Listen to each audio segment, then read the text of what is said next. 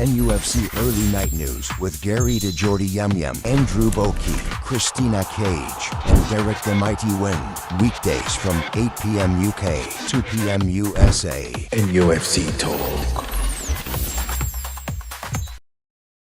Good evening, one and all. Welcome to NUFC Talk with myself, the Geordie Yam Yam. We've got the Mighty Win as normal and my normal crew down the bottom there. We've got the Bokey and we've got Christina Tooney. Welcome on board, one and all. Like I say, welcome to everybody listening out on DAB radio across the northeast as well. Lovely to have you all with us tonight on the eve of the playoffs of the Champions League games. I'm just seeing there's a couple of games already started. Benfica up against Real Madrid tonight. So, like I say, there's been some games being played as we speak. So it's going to be an interesting one. Some news has come out today. So, like I say, we'll do the early part of the late show, if you like. As always, this system never really changes. And like I say, if you can do 3 great things for us whenever you get the opportunity. Like I say, when you're driving, I don't want you to do this while you're driving because we know you're going to get your hand slapped. But if you can, jump over to YouTube, just thank us, just like us. That's a simple thing that you have to do. Subscribe if you haven't already. Where have you been? We are moving in the right direction. Very similar to the trajectory of Newcastle, this channel. So, like I say, keep on board with where we are. And like I say, if you can, just ring the bell because that'll give you 30-minute warning for when we go live. As we're always live, we're never edited. But I might just ask all of the viewers out there and anybody that puts stuff into the chat, just try and keep it clean if you can, because obviously we are now governed a little bit. So we have to be aware of the rules and regulations. So if there's anything in the chat that obviously we can't show on the screen, certainly can't talk about it, as in we can't say it. So if you can keep it, the cleaner the better. It just makes it easier for us. And again, the simple rules are put a Q in front of a question if you've got a question for any of us on the panel, because that, again, just helps us identify as we go through. Ladies and gentlemen, how are we this eve? Like I said, the presser's been out there at 4:30. Unfortunately, I didn't get to see the presser, so I've had snippets of what's going on. So we're going to talk about that. I'm obviously going to talk about some news that have hit the ground today, which is not really come as a shock. To be fair, I just didn't realise it would have taken this long. Win, you're good? Yeah, I'm very good, thank you. We're looking forward to tomorrow night. I did watch Eddie's presser, but I haven't been able to catch Alanga's bit. But Tina has seen that, so she's going to tell us all about that. Yeah, she's going to fill us in the void. I was listening to it, and then you told me the story about the kittens in the studio, so I stopped listening to it. So I apologise for that. Well, anyway, Eddie, he was, needless to say, asked about the injuries. Bruno is in Brazil for a month. He's going to be rehabilitating with the Brazil squad as part of that time. And Eddie has no worries at all about, him not doing what he should be doing, etc., etc., etc. But he is going to be it's a very good thing, actually.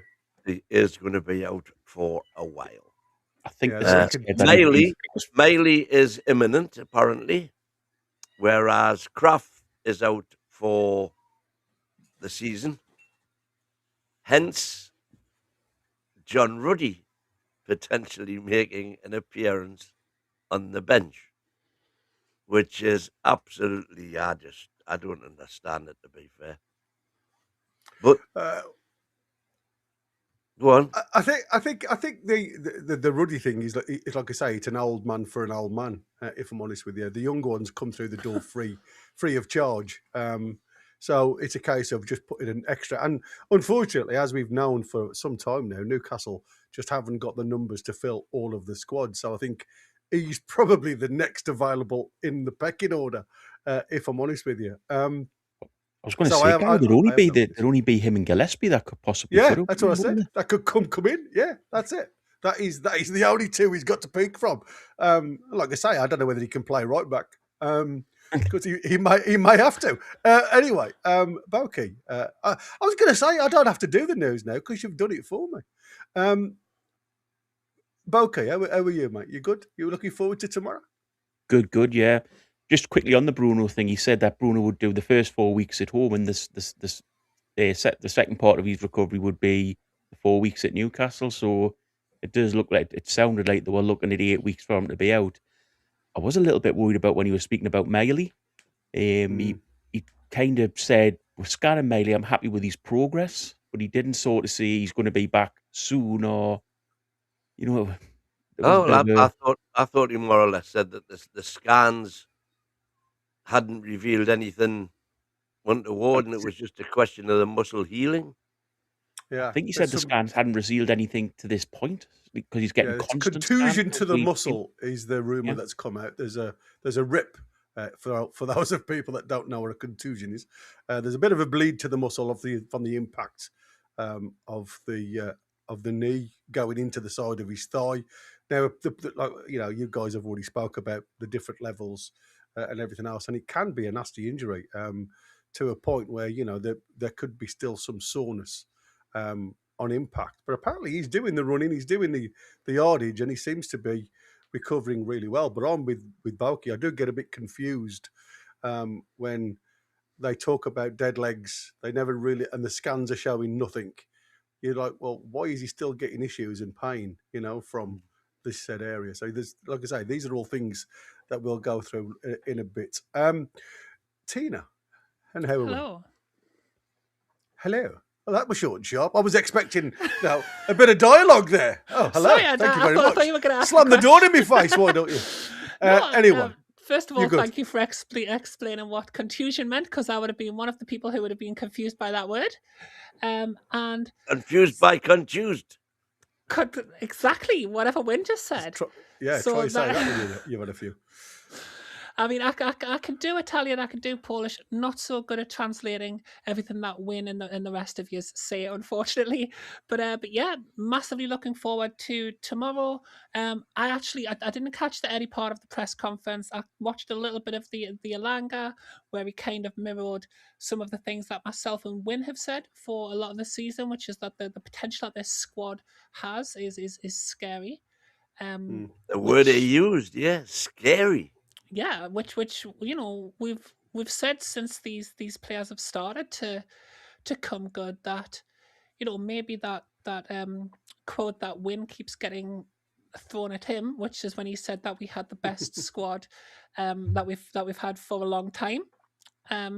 Maybe that's going to start to show some fruition. And at the minute, obviously the injuries are bad. I did actually think that I had seen that Joe Linton was back. I was a little bit surprised that he's in. Yeah, he is in.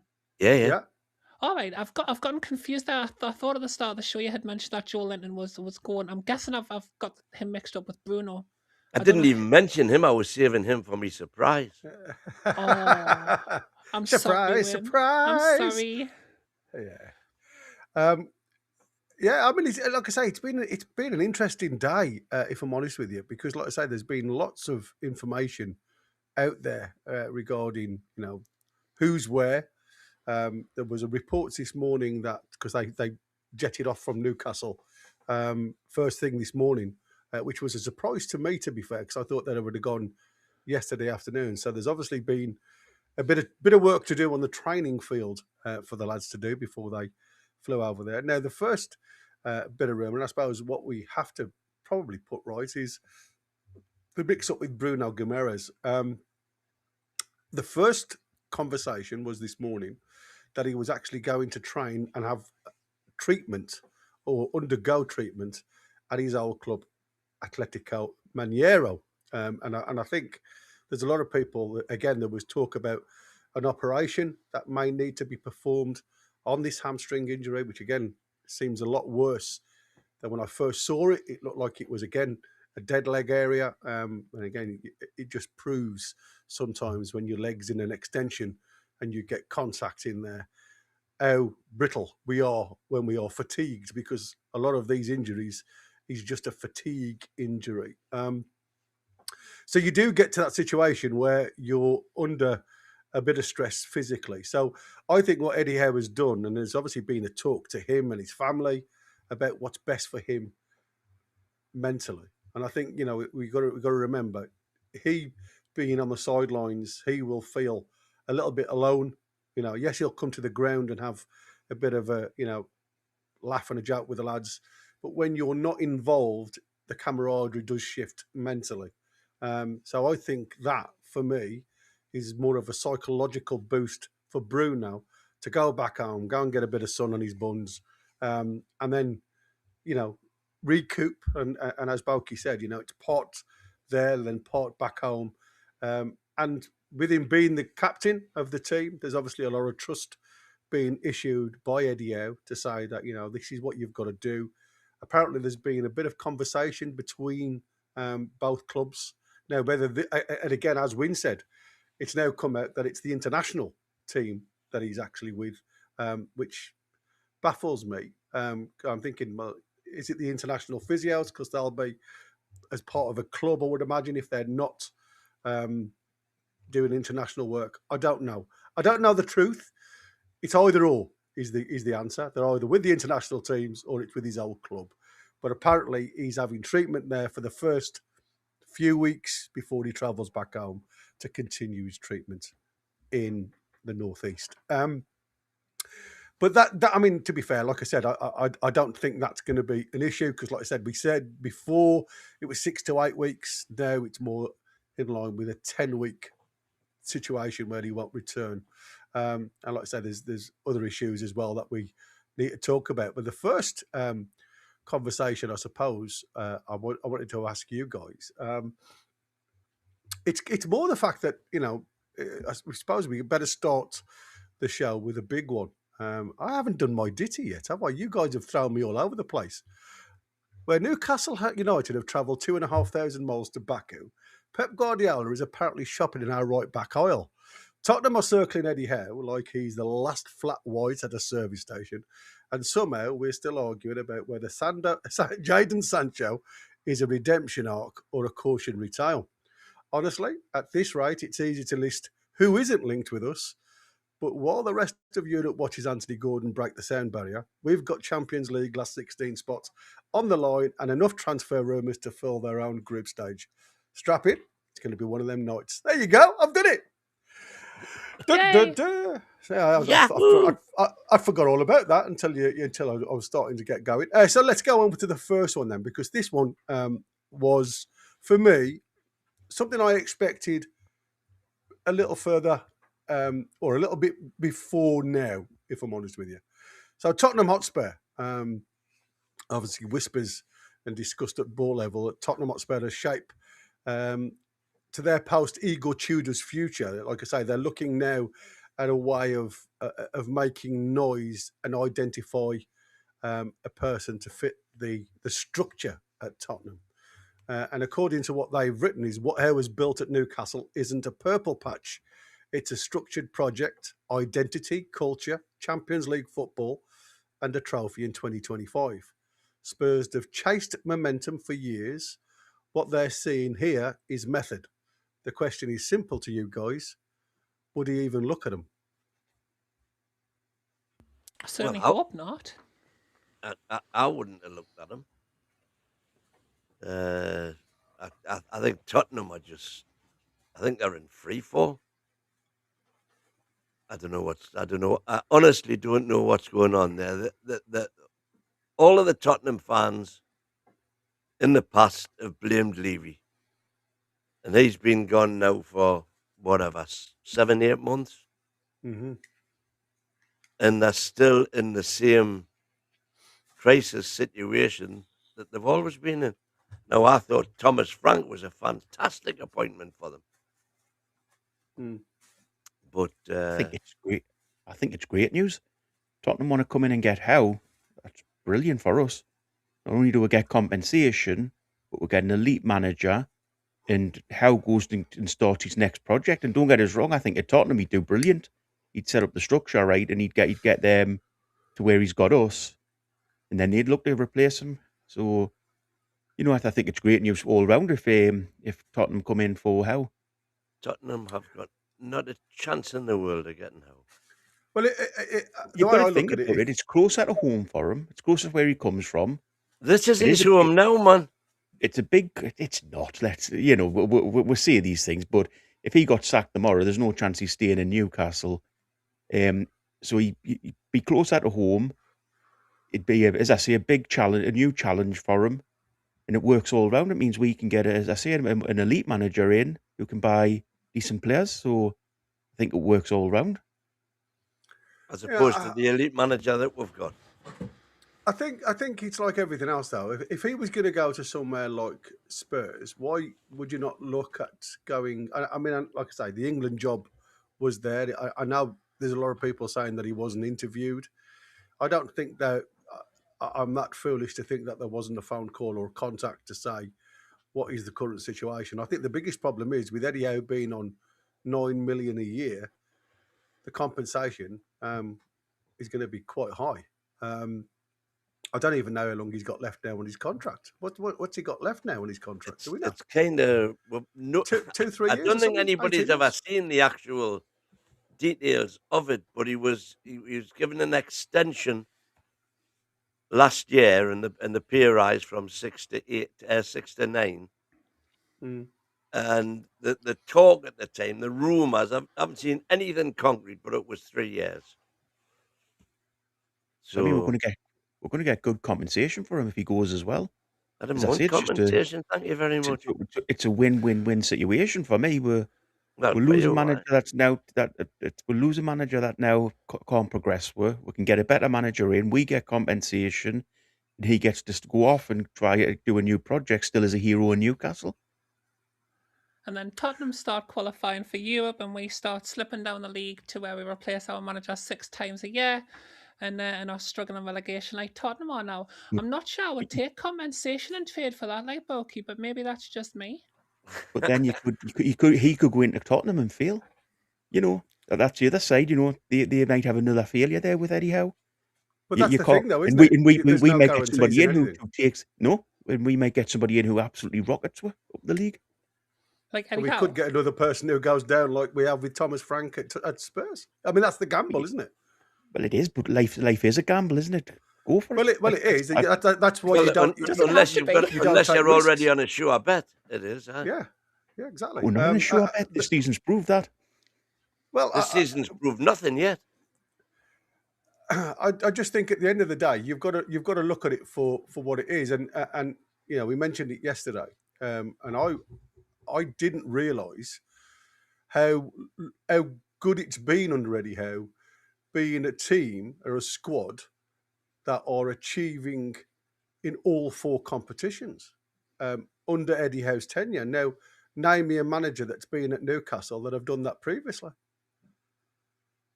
Go on, Boki. Well, there isn't one.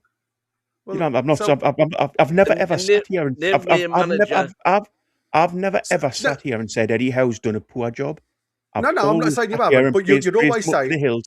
But I'm saying he's I- got to a level that he can't get any further from.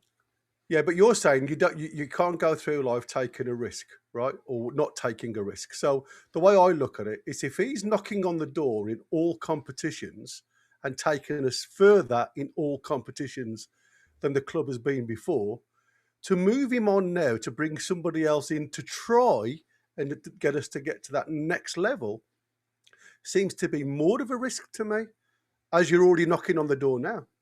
So surely with a few more implements of squads, members, depth of squad, where you are able to approach the game with rested players and alike, you've got more chance of getting to the later stages in games and competitions and getting even closer to silverware. So for me, I think, you talk about risk versus reward. I think that is more risky just to move a manager on who's probably been the most successful manager at Newcastle in the latter stages of the years. Obviously not in the 50s or before that, but certainly in my lifetime he has. But I think we're all getting into the minds. Well, sorry, a lot of people are getting the mindsets now that it's steady Eddie style football. So it's the same with players. People are frightened to sell players on and get new players in. because we're frightened of what's happened in the past. The past is the past, but when you've got to look forward. And as I say, Howe's been a brilliant manager, but the club needs refreshed. We all know that. We all know that it needs something new coming in now, new impetus, new ideas coming through the team. I give him at the start of the season the chance, the opportunity that he could bring in new coaches. He's not done that. Yes, we've had a few good results, but this season hasn't been great. Let's not paper over the cracks completely. I don't want to sit here and be negative tonight, but let's not paper over the cracks. And it hasn't been a great season.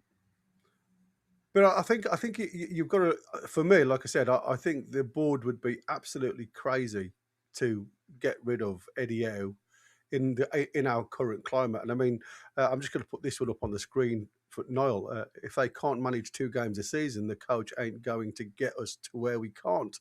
Doesn't mean because no other manager has done that, but if no other managers had been backed to that money. Now, again, we keep going to this money situation, and I think you've got to take the money out of the equation. You haven't really, over the 5 years, £750 million is a lot of money, but not in today's society.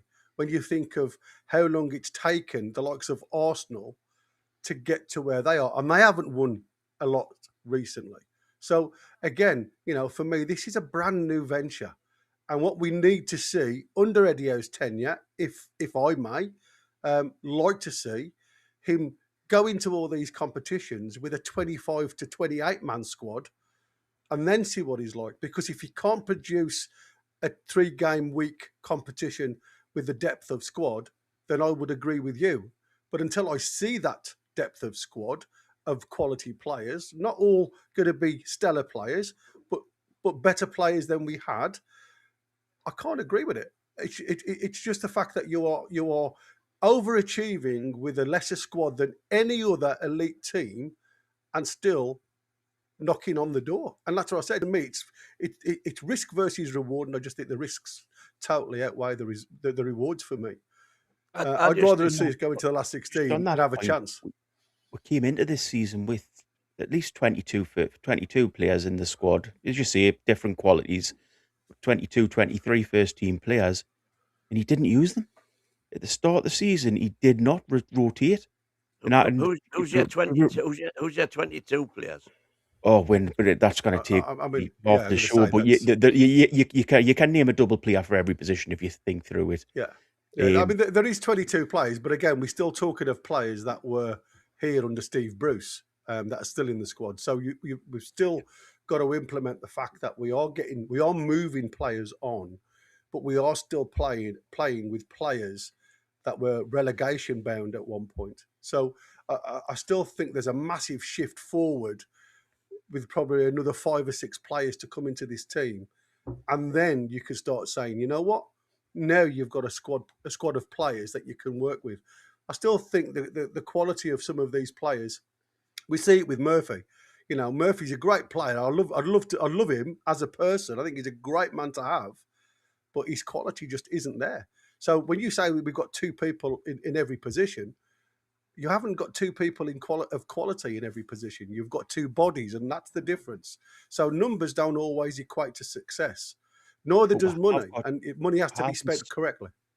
We have in some positions got 2 players of not the same quality, but of different styles and different qualities.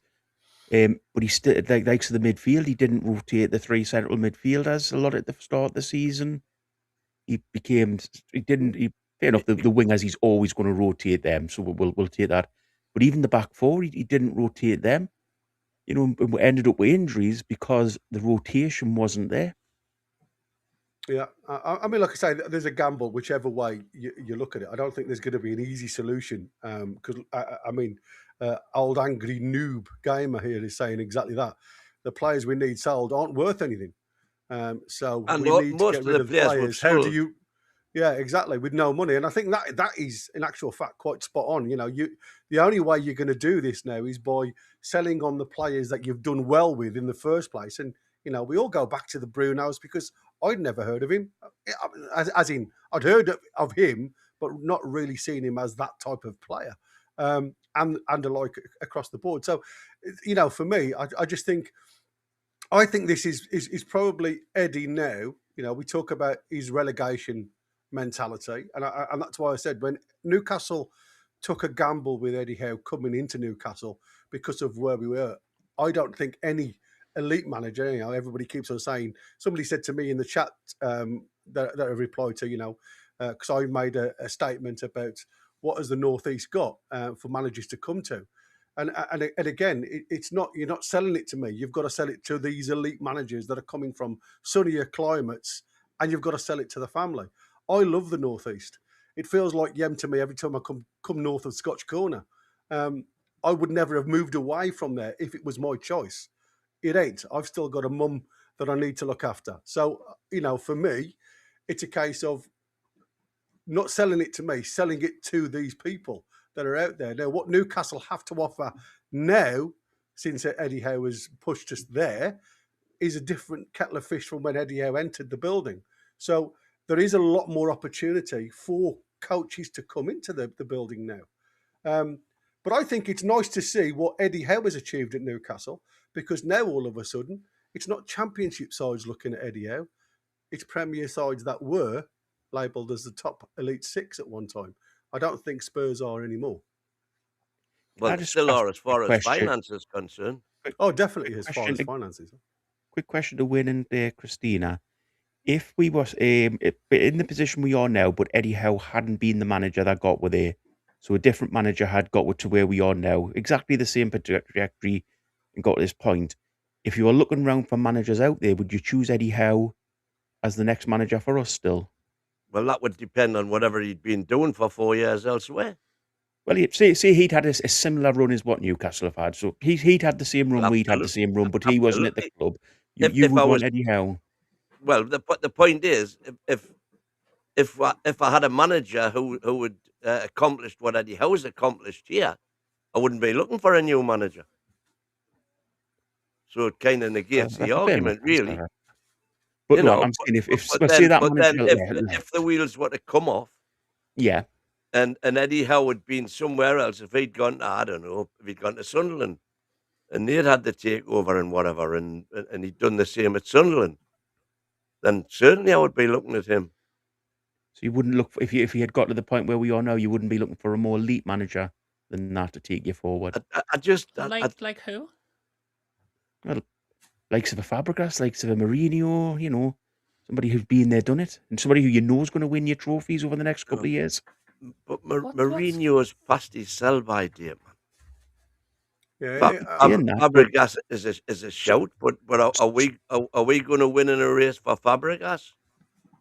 But some people could go get older to get better sometimes. Well, that's what we're hoping Eddie's going to do. Let's do Mansell Hansel's question then, because obviously this is going to fire a few up, I think. If Howe is so great and irreplaceable and a god of a manager, why ain't he at Real Madrid, Barcelona, Bayern Munich, Man City? Because he is a bang average manager. Now, I'm going to ask you a question then, Mansell. Why do you think Bayern Munich took a gamble on Vincent Kompany, who took Burnley down and then went straight in for him?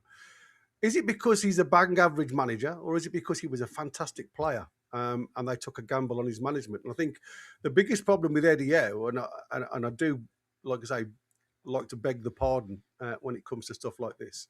Sometimes managers that are elite players don't always work, but they certainly get themselves known in the circles.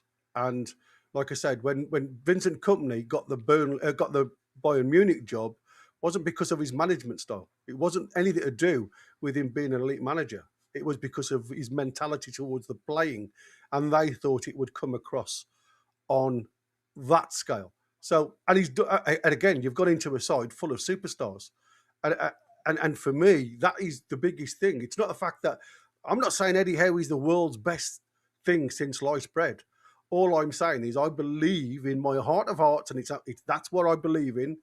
That I think it's more of a risk to undo what he's done until it goes off one. If he goes down and keeps going down, and I mean Foxy's put a good one in there. He's saying, like, we are one. I think it was one good or one loss away from, us flip-flopping with Eddie Howe. I think that definitely is me because I'm a yo-yo emotional type of supporter.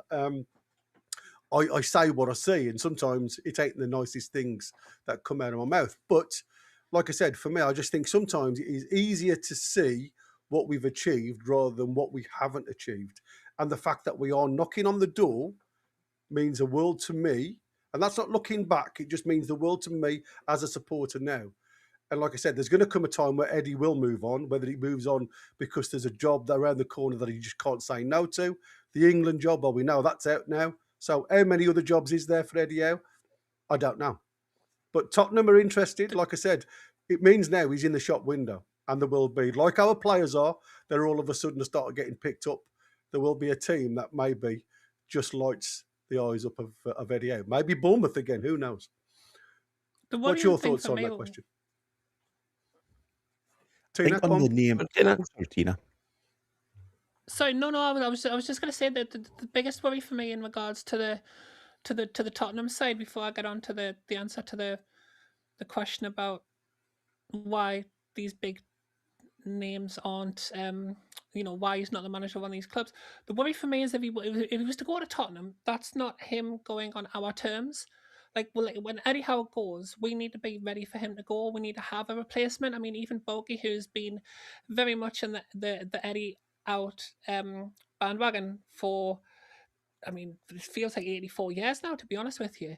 But he's very much, banged that drum. Even Bogey says that, he would want there to be a manager in place and he would want the board to have looked for a replacement. If we lose a manager to a team that's all of a sudden just poached him, we aren't going to have a replacement set up for that. And that's what worries me is that we're then going to go through a period of interimship, and that could, a season, we're kind of on that teeter-totter where we're, so many points off fourth place, but we're also so many places off bottom. Like, it could capitulate quite badly if we lost Eddie Howe, like almost being rug pulled from us. And in regards to like the question about why Eddie Howe is not at one of these massive clubs, I mean, why? It's all going to, because they've got Pep Guardiola, Luis Enrique, Hansi Flick, and Xavi Alonso, and we're not going to get any of them. And I mean, there's the teams that have been mentioned, with exceptions to Manchester City, who just try to persuade the biggest elite name of a manager that they can get at that time. Teams like Real Madrid generally try to go for players who have had a fantastic history. If you look at the likes of Zidane comes to mind, but we've seen with every manager has a team that puts them on the map.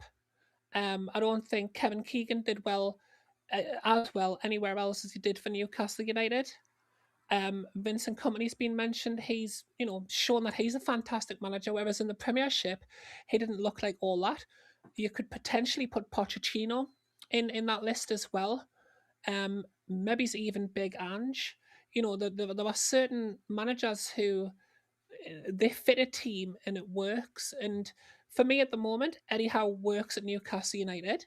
I'm not saying that he needs to be the manager forever, but I'm definitely not willing to have Tottenham come in and poach him from underneath us, and then we end up with, having to try to get Alan Shearer back on the phone and then ask him if he fancies another run into see he's put the last time behind him. So I get what you're saying, where you feel like we can reach, better levels with a different manager, and maybe one day that will be true. But we certainly need to be doing that on our terms. The first thing I want to pick you up on there is picking on Mike Kevin. In regards to him, he did well. He didn't do well for England, but he was the first one to come out and say that. But you look at Fulham when he went there, where they were. He got them promoted. They're now a Premier League club. He went to Man City. So did Malcolm McDonald. I don't think Man City would be on the trajectory that they are now if it hadn't started with Keegan, because he got them back up in the Premier League as well. So never pick on Kevin Keegan as my view. But anyway, on the point of the manager, I think sometimes a big name manager is needed to get big name players. because if you because if you've got like a Bobby Van keeper up in Italy who is looking to around club, he's like the big new thing, and he's looking around clubs, and he sees Eddie Howe at Newcastle's coming in for you. I think the first thing you probably see is, who is Eddie Howe? Whereas if you've got like a Fabregas or a Mourinho going in for him, he's going to go, oh, they're they're well-known people. I'll speak to them. So I think part of it it's a horrible thing, but it's just the name of the fact that Eddie's not known around the world. Mm. Yeah, but I mean, I mean, that's I'm not not his denying. fault, though, is it? That's not his fault, though. Oh, He no, wasn't it's an not his elite fault. player. Not his You fault know at what I mean? all. It's not his fault that he wasn't an elite player. And that's what I said. You do sometimes have to just be. I think sometimes you have to be very lucky. I mean, but I think in today's society, luck isn't with you anymore. You've got to be good. You've got to be damn good at your job to be seen in the spotlight. And for me, the only way Eddie Howe would have seen himself across Europe was when he went to actually watch other coaches in Europe. I don't know why he didn't take a job in and around Europe to try and get himself a little bit better known type of situation. I think the avenue and the door was definitely there. Wim, what was you going to say, bud? I was just going to say, Jose Mourinho and Arsene Wenger weren't, elite players either. And I think they did a pretty good job. Alex Ferguson wasn't an elite player. No. But them days are gone now, buddy, I think. Yeah. That's what I said. I think the door has closed. And I mean, look at Alonso at Real Madrid. He was a great player, but they didn't want that type of coach at Real Madrid. And that's what I said. Sometimes it's not your name. It's the type of style of play. And Foxy's corrected me in there. I mean, listen, Vincent Kompany is an elite person. I know he's got the tactical notes and everything else. But I think it's a lot of luck that comes with it. I think Bayern Munich took a massive gamble with him, but they just wanted to, whether it's money or what, I just think at the end of the day, somebody else has put in there, why not take a chance and let's give somebody else, an elite manager, £700 million and see what he can do with it. But you've already built the squad with £700 million. So it's a lot better situation than we are now. So even that isn't a good clearance of what's been achieved so far. And that's what I said at this present moment in time. I don't think, and again, I go back to Eddie Howe deserves this season for me, and then see where we are. And I think the rebuild has to come from there. I'm going to do the stars as we go by, because, like I said, we've already spent I don't know how long on the first question, and I'm thinking, crikey, we're already nearly out of time already. was Borky's fault? Yeah, it's always easy. We blame him anyway. Well, to be fair, I think it was your question this first. Yeah, well, I said this is going to fire the thing up. It always does. I love it. The Beavis, they might, because they have higher revenues, can spend more, and it's in London. So that's, like I say, that's him going to Spurs if they come in for him. He also says the Happy Clapper said there's no chance of Isak going when we're in the Champions League, and he loves it here.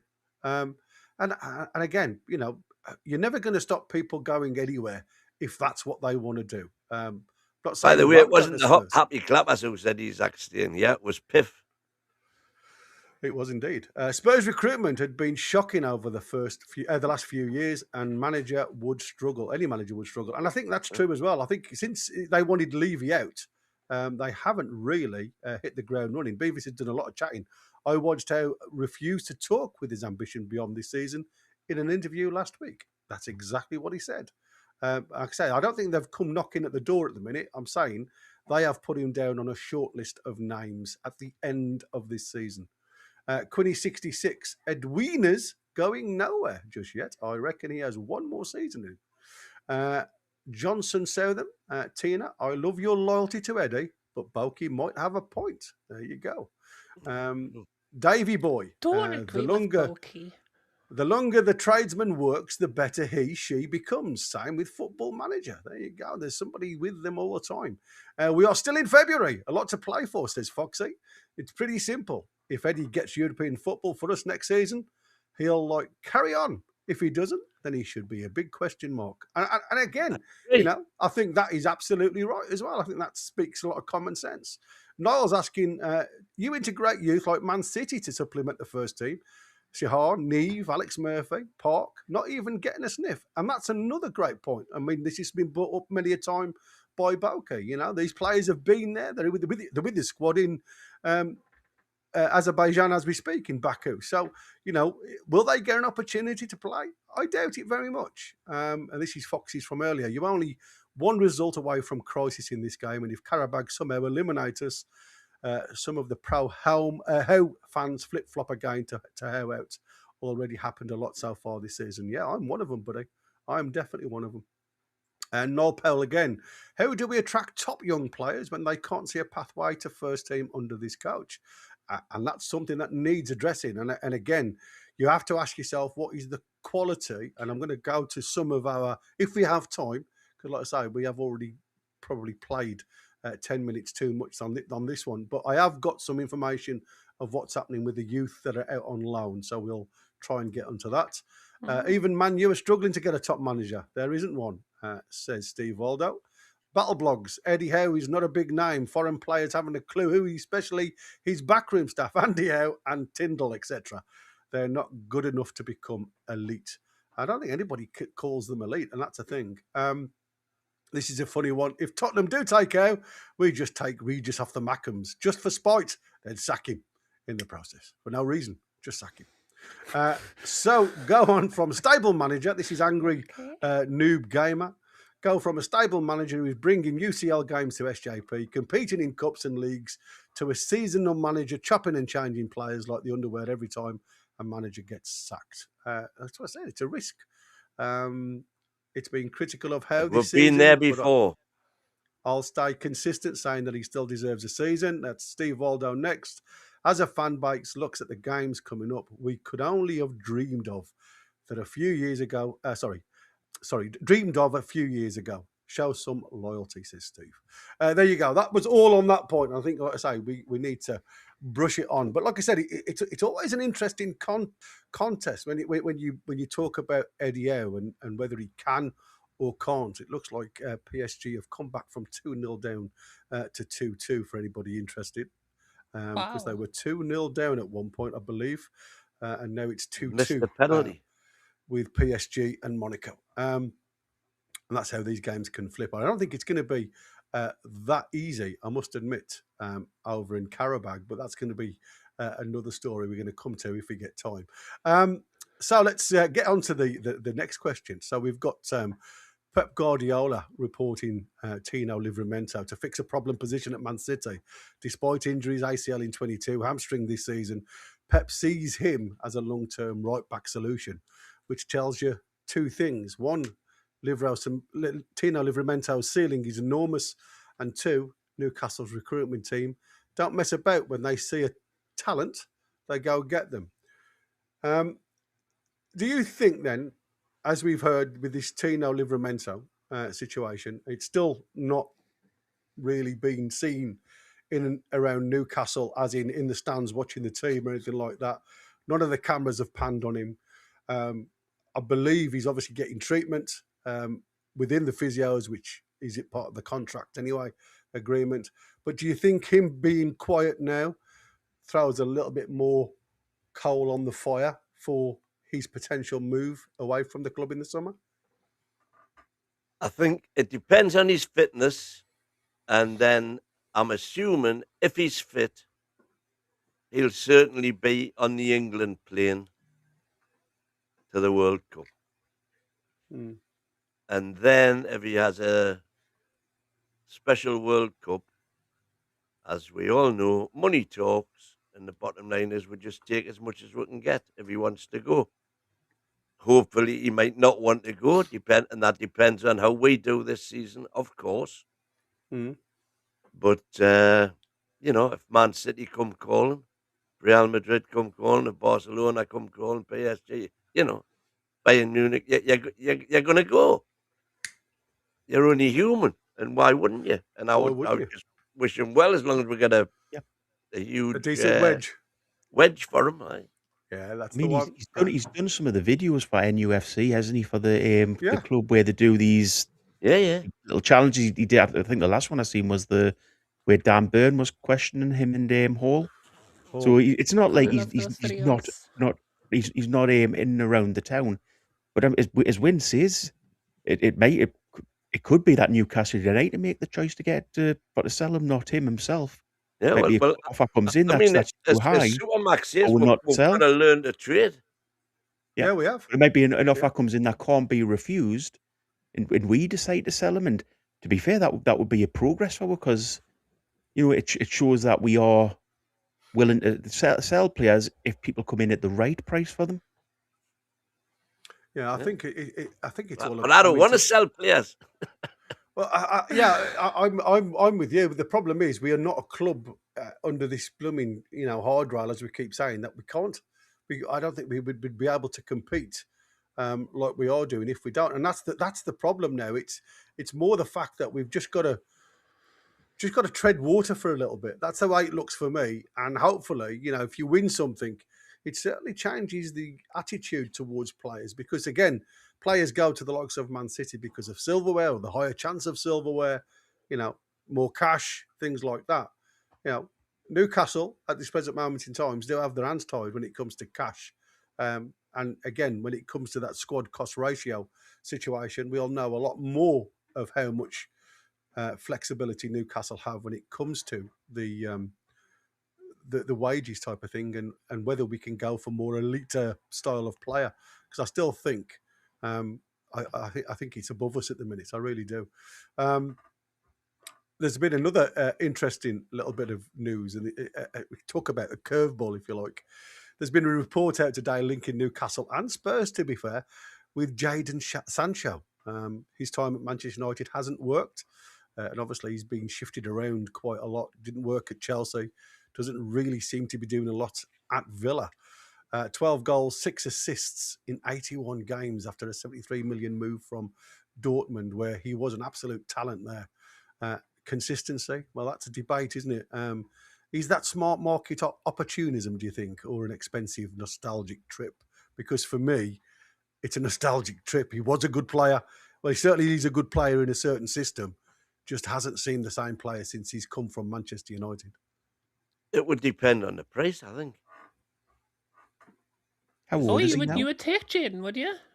I would take Sancho, yeah, if it was like on a free or something like that. How old is he now? How old? 23, 24 maybe. I mean, I don't He's still think only 24. I don't think his age is a massive issue, but I just think No, well, I thought he was a brilliant player when he was a Ben. Yeah, let me just. I'm going to do Flynn, because Flynn's obviously talking about Tino here. I'm surprised Pep wants Tino. Doesn't seem a City type player. He's athletic with pace and a great tackler, but not good in the opposition half. And his first touch is one of the worst in our squad. But I think you've got to think of what he can do transitioning the ball forward. That's what Pep likes. And for me, you've also got to think that he's also good on the left hand side, so he gives them an optional cover, and that has been a godsend for us over the last season, especially where he's transitioned and played probably more. Jadon Sancho's 26 in March. 26. There you go. So I thought it was a bit. I thought I was going to guess 26. I wish I'd said it now. Oh, there you go. You should have said it. You should have spit it out. Tino. What's your thoughts on Boca? You've got to remember his age, Tino, as well. In regards to if Pep gets hold of him, he's still got time to develop him. So it's another player that he can develop into a world class player, potentially. On Sanchez, it's a simple no from me. I think he's been dogs the last couple of seasons, and I wouldn't want him. I think it's more, like I say, it's very much a gamble. Are you in the same vein, Tina? On Sancho, yeah, he doesn't excite me very much at all, and doesn't float your boat. Doesn't really. I mean, he was fantastic in that Dortmund side, and I kind of liked when he got into the England squad for the first time. I thought, oh, this is really exciting, Jadon Sancho. I think in the Premier League has really struggled, and there's nothing really coming out about him having like a really massively good attitude to learn as well. Like I'm sure there was a falling out that he had at Manchester. I might be wrong about that. Just to put in there, that's allegedly that's coming from Christina's memory, which, as we've seen, isn't always great. But he's not. If we were to say, for example, if we were to get rid of Anthony Gordon, Jadon Sancho wouldn't be top of No. my list of players that I would want to come in to replace him. No, and to be fair, from what I've seen, there's a couple of players that are in front of Jadon, so I don't know how much truth comes behind that. But just, I mean, actual fact, I haven't looked at our recent transfer rumour that's out there. I mean, I've seen somebody mentioning that Sancho has been linked with Juventus. I think in the Italian league, I think Jadon Sancho could absolutely tear through that league. I think that's a very good league for him. I think the German league suits him. I think the Spanish league, where you get a little bit more time on the ball. I think any of that, Jadon Sancho can still look like a fantastic player. Like, I'm not doubting that he's a talent. But the Premier League's the Premier League, and you don't get that kind of the luxury of having the time on the ball that it looks as if Jadon needs sometimes. That's exactly right. I say certain leagues suit him more than anything else, don't they? I think that's why he looked and shone so well in the Bundesliga. I think his time on the ball, where he can do something, he's got the vision, but sometimes when he's hassled, he just doesn't seem as though he can compete and think at the same time. But his overall record in the Prem is 104 games, 12 goals, 12 assists. So that's 24 goal involvements in 104 games. So it's like 1 in 4. Yeah, it's not bad, I suppose, if you was to break it down in that. But I still don't think there's something there if you want to progress. Maybe a squad player if he comes. But again, I think that's what I was thinking of. Massive. Yeah, I mean, maybe a squad player. And obviously, we're not paying him his 320 grand a week. Well, that's the thing, isn't it? Is his wages? You've got to think. Just some rumours that are out there, just to throw in. Caught it, and this is within the last 5 hours. Kaseki Goto is one that seems to be interested, and he's bringing up a number of clubs from Anderlecht. Prices in around 18 million, but again, this lad's a centre forward, and again, this goes back to, there's a lot of rumours now about Voltemade potentially going back to Germany in the summer. They want to try and pinch him on the cheap again, but it'll be interesting to see what happens. So other British teams, I should say, or English teams that are looking at this lad: Premier League, Wolves, Spurs, Chelsea, and Brighton. Frankfurt and Stuttgart from Germany are growing interest in this Anderlecht kid, and apparently on the subject of is a Japanese forward as well. So I think that's the reasons why. Yeah, they're looking at shirt sales, mate. The other couple to take now: Julian Rayson from BVB is of interest. Antonio Nusa, again Red Bull, and obviously Jan Diamonde. Another Red Bull player who is being touted now for bigger and better things, to be fair. I think there's going to be a lot of clubs looking at Diamonde. But again, if I was to go and pick a player out on the wing at this present moment in time, he'd be probably one of the first I would have before I went and spoke to the likes of Jadon, if I'm honest with you. But that's the gossip. They were the rumours. Let's go into a bit of a financial subplot, if you like, with Eddie Vlachodimos. He was signed from Forest for 20 million, as we know, barely featured, loaned out to Seville, and now reportedly pushing for a move. Well, what's the issue, you ask? Well, his preferred club won't meet the valuation. It's not a tactical situation; it's balance sheet management, and I think they want to pay somewhere in the region of £5 million for him. Do you think Newcastle should just take the hit on this one and get him off the wage bill, though? As we come into the problem is he stands us 27 million actually. Is it 27? 27 million on the books. So if we sell him, that instead of that 27 being written off over 5 years, we'll take a £20 million hit. Yeah. In one fell swoop on the balance. So it just continue the loan, basically. Yeah. Yeah, they can have him on loan, but there's no point in messing up our PSL the standings for the next 3 years just because they want a cheap goalkeeper. It just Yeah, I shows think. you how nuts this whole financial fair play, or whatever the hell it's called now, has gone, doesn't it? Yeah. In Yeah. regards to clubs having to do things like this, it's absolutely But ridiculous. How's this helping any club financially, making them take a player that they don't want and having £20 million sitting on the books for the next 3 years that they don't need? mm, It's I that's the think it flip side of this also. whole financial fair play. It's ridiculous, absolutely ridiculous. Yeah. I did hear a good argument about financial fair play being proven to have worked because, for all it has disadvantaged a very small number of clubs, notably ourselves, Forest, and Villa, the rest of the Prem are benefiting massively from it. And that's shown by the general upturn in quality and value of the squads of all of the lesser teams, shall we say, in the Prem. Mm. And so Is that not just because every time Newcastle try to go for a player, they put the value up by 45 million, and that's what makes everybody look more valuable? yeah, but then we'll pay it Yeah, that's why we need to stop doing it. because we've got no choice. Whether get nobody or get them. Oh, we do have a choice. We've got a choice of using other. Yes, everybody keeps saying we've got no choice. We've got a choice of using other markets, and Yeah, it's not that's the down to the one. fact that we can't get players cheaper. It's just that the manager, and it seems the guys that obviously were buying the players in, wanted Premier League proven players.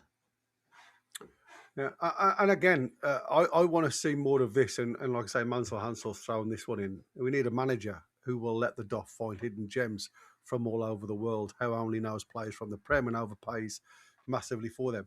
That's absolutely a perfect Well, criticism I because it's. couldn't agree more with that. Yeah, absolutely, it's a perfect criticism, Can I and that's what I said. We just? know. Go on, T. Go on. Well, I was just gonna list a few names. So Sven Botman, Yeah. Bruno Gimaresh, Sandro Tonali, Nick Waltamara. Do we know what those 4 players that I've just named all have in common? Malik Chow, I'll add The to the Rat. list. Do we know what those players all have in common? Alexander Isak, yes. None of them They're played in the all Premier players League. who were signed under Eddie Howe, who were signed from outside of the Premier League. Yeah, So, So why, if it's working like that, why haven't we followed why that haven't we route? dipped in again? Yeah, The other and again, I mean, there's an apart argument. apart from them players, the other 78% of players that we've signed have all been Premier League proven. So yes, there's a small minority of 20% of players that have been from outside the Premier League, and when we bought them, you're right, they've come in and been great. But Right. the 78% that were both Premier League proven, there's a mixed bag there. And the correlation with that is that out of all the players bought from other leagues, probably only 28% actually, set the world alight in the Premier League. I just think, for me, I think that's the reasons why with this multi-club situation that PIF find themselves now, why they've made Ross Wilson and that other guy, Ross Wilson and somebody Ross, wasn't it? I can't remember his name. It's gone. Are now at the top of the pecking order when it comes to finding players. And I think, we'll see a little bit more of that change or that sideward shift, an amalgamation, if you like, between the two immovable objects, as we've seen before. You're right. Mansell, Hansel, Bowker, you're absolutely spot on. I do think there is a little bit of arrogance, stubbornness when it comes to opening your arms up and applying that venture. Tino is also right. And the mighty win when he says he's done it before. He's been outside of the Premier League and, he's proved that he can find a player. The problem is you need the both to work to be successful. You can't just rely on one pot. We've seen this season when you're relying on one pot, which is Premier League overpaying for certain individuals that haven't hit the ground running. And you can say there was a little bit of luck with the likes of Wissa's injury and things like that. I mean, this is Bruno, his first injuries in a decade. I mean, the lad is virtually unterrible, and yet all of a sudden, and then all of a sudden, in this time where we need players available, we're coming into that time of that season where you need players available. Something happens where you need to have that squad depth to create that next level, and we just don't seem to have it at the moment. So the argument is valid, and that's what I said. This isn't a manager that hasn't got flaws. He certainly has, but I just think, like I said, you've just got to be careful which way you go with this, because it could dismantle everything that's been worked on under the tenure of Eddie Howe. Again, just looking at the time, we're at 9 o'clock. This one was a good one, and literally, before I go any further, I did want to put Foxy's point up, because he makes a good point when he said, where was it? Vlachodimos, there you go. Vlachodimos doing well, but Sevilla for me is his level at the moment, battling relegation, 2 points off safety. There you go. And I think that is the trouble. They are on the verge or potentially of going down. So the less they pay for these players to bounce straight back up if they do, that's what they're looking at. But I'm with you, Win. I think they should just keep hold of the players and get him on an extended loan, even if that does mean the drop for him if he wants to stay at Seville. Going on to that next little bit of news, then there was some interesting. This is on the pitch. Newcastle have something very tangible: pace. This is data from Gradient and the CIES Observatory shows Anthony Gordon, not Elanga, is the fastest player left in the season's Champions League at 37.92 kilometres an hour. Anthony Elanga and Harvey Barnes aren't far behind. That counter-attack isn't fast. It's violent. Yes, City have numbers as well, but Newcastle have outright speed kings, and that's what they put down. And there was. I mean, I was surprised when you put Harvey Barnes in that top. I think it was they did the top 50 fastest players in the Champions League. Anthony Gordon comes out on top. I was a little bit surprised when you named him, to be honest. Yeah, and me, I thought Anthony Elanga was quicker, but he's not. I think he was somewhere 30. I mean, it's only, like I say, a kilometre difference, to be fair. But I mean, I honestly thought Anthony Elanga was quicker than Anthony Gordon, but he's not. And Harvey Barnes isn't that far behind Anthony Elanga, apparently. And again, that surprised me out of all three of them. And then there was some others which also surprised me. I'm trying to think of who we mentioned. I know he said Tonali. When Sandro you watch Tonali, was fourth in the midfield. Fourth as midfielders. There you go. I knew Sandro was part of it, and there was another one that. Oh, it was Willock. Willock was the other one that was involved in that. So, like I say, there is a number of speed merchants. I don't think speed is all that counts, though. If I'm honest with you, I don't think it means a lot when it comes to the game, because, like I said, we've seen so many players run the line, but when they get to the line, it's what they do with it. Is more to the point. Gary, pace can I is ask a quick question on that? Yeah. I'm sorry if I missed it at the start, the point you were making, but is that over a certain distance? And if so, how far? During a game, they've been clocked over at their maximum speed. The data that comes back is 37 point something kilometres an hour. So that's just the fastest that they. So it could just be for like 3 steps of being running that. Yeah, it's just a burst. Yeah.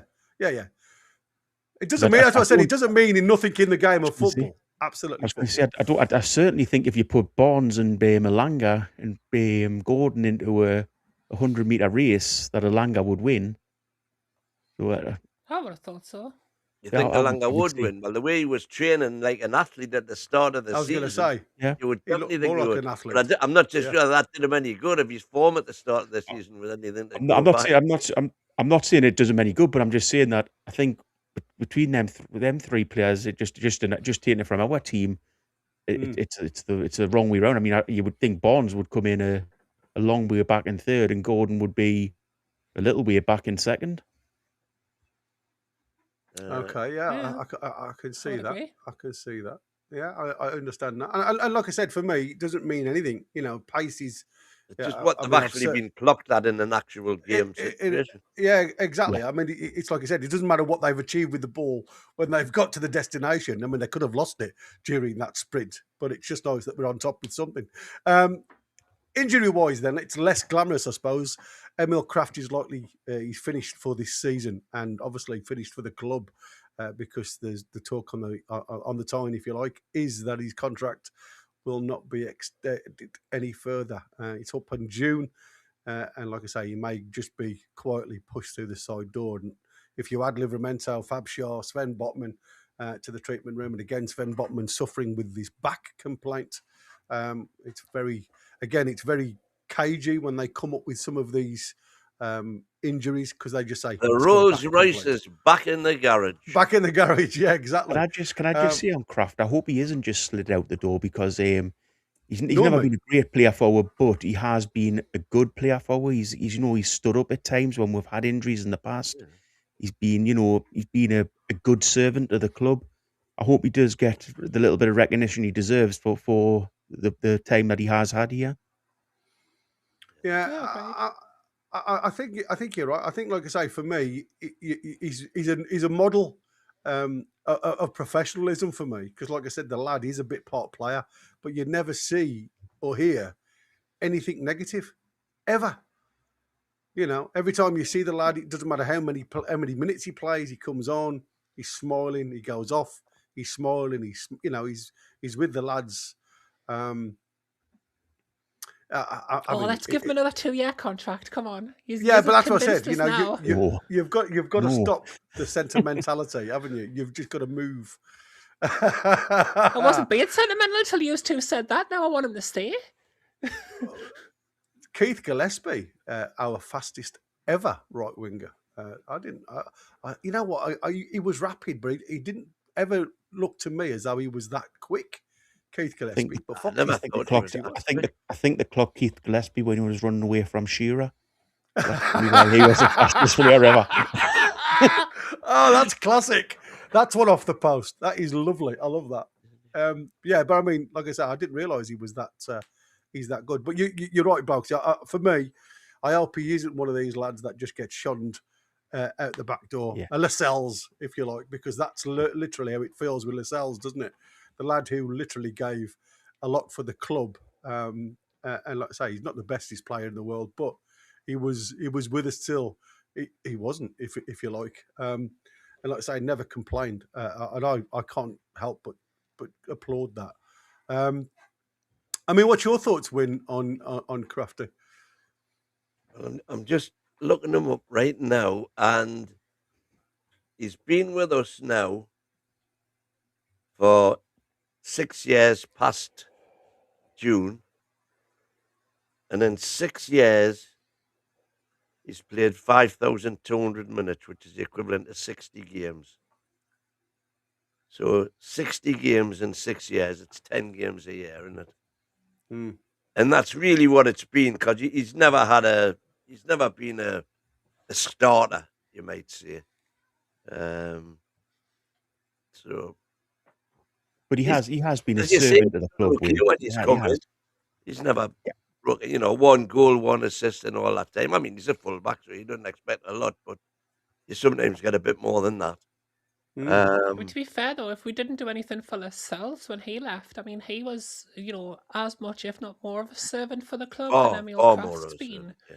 So if we did nothing for him, I mean, even a little bit sentimental over here. I mean, even I don't think that we're going to do anything that over the top for Krafth. I could very much see him just kind of being.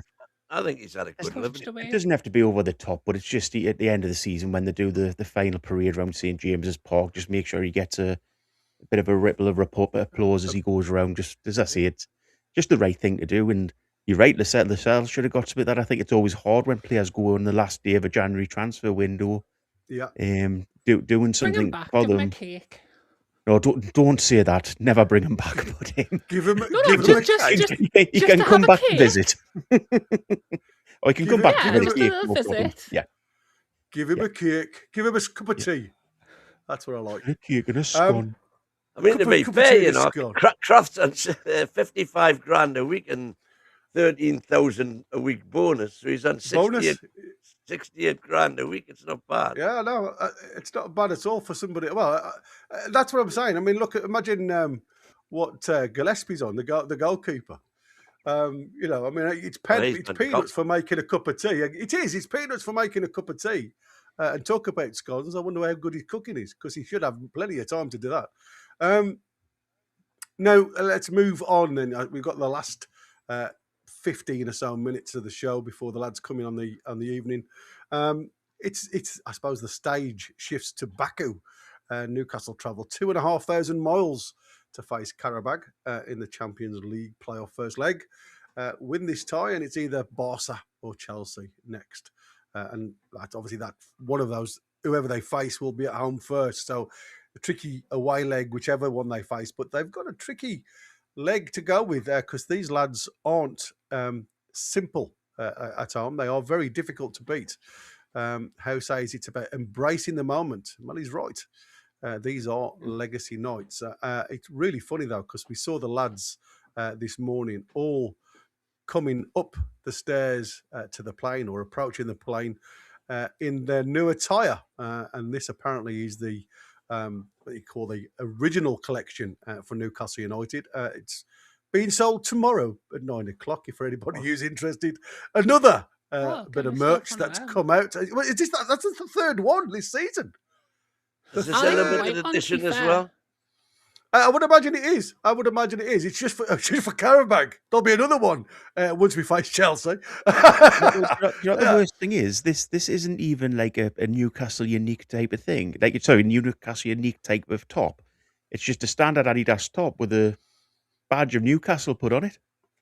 Yeah, you can get that in boxes for other teams. Is it going to sell out though, Bucky? But that's what happens. No, don't get us wrong. I mean, I don't blame Adidas. If you've got a product that'll sell, you bung it out there. You know, don't blame them at all. They're a commercial company. Absolutely, and like I said, you know, you're right, Boki. These are on umpteen different shirts. I mean, you know, you look at the Adidas retro stuff. It's out there across the globe with lots of different badges on from different teams, and that's exactly what they do to make money. But this is, like I say, it is part of the Adidas Unfortunately, originals. they pay us a little bit as well. That's what I said. With our badge on this now, it is, like I say, it does come a little bit our way as well. So let's have a quick look at Carabag and the way they've been playing in the Champions League. They've already beaten Benfica, Copenhagen, Frankfurt this season, held Chelsea to a 2-2 draw in Azerbaijan. Well, that said, you know, Newcastle do arrive on the back of an impressive away win at Spurs and Villa.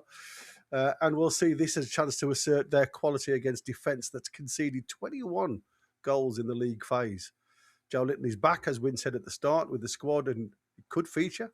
Obviously, Miley, Botman and Wissa will all miss out. Bruno obviously remains in Brazil doing his hamstring thing. You know, for me, this has got to be one of them games where you do have to be a little bit careful on these boys, because, like I say, they aren't a simple team to beat at home. They are a tricky club. They can press you in a way that you wouldn't always see the way they play. It's very difficult to judge when you watch them. I've watched them, like I say, at the Chelsea game, and the way they come at you. I saw them. I think, I don't know whether it was the Benfica highlights I saw. Very interesting play. I know a lot of people in the predictions league have put us down for a win, but do you believe it's going to be just turn up and play and win, or do you think there's going to be more behind it? I think there's a lot of people like me, I've got to say, who, I mean, I've gone for a very conservative 1-0, but people, Carabag, who he? Yeah. You know. Carabag, who he? You know, they only came into existence in 1993 after the breakup of the Soviet Union. Mm. So everybody's assuming that the Azerbaijani league is rubbish. So they've gotten the Champions League with a rubbish team. But they've got a lot of oil money there as well. And, you know, I just would take nothing for granted.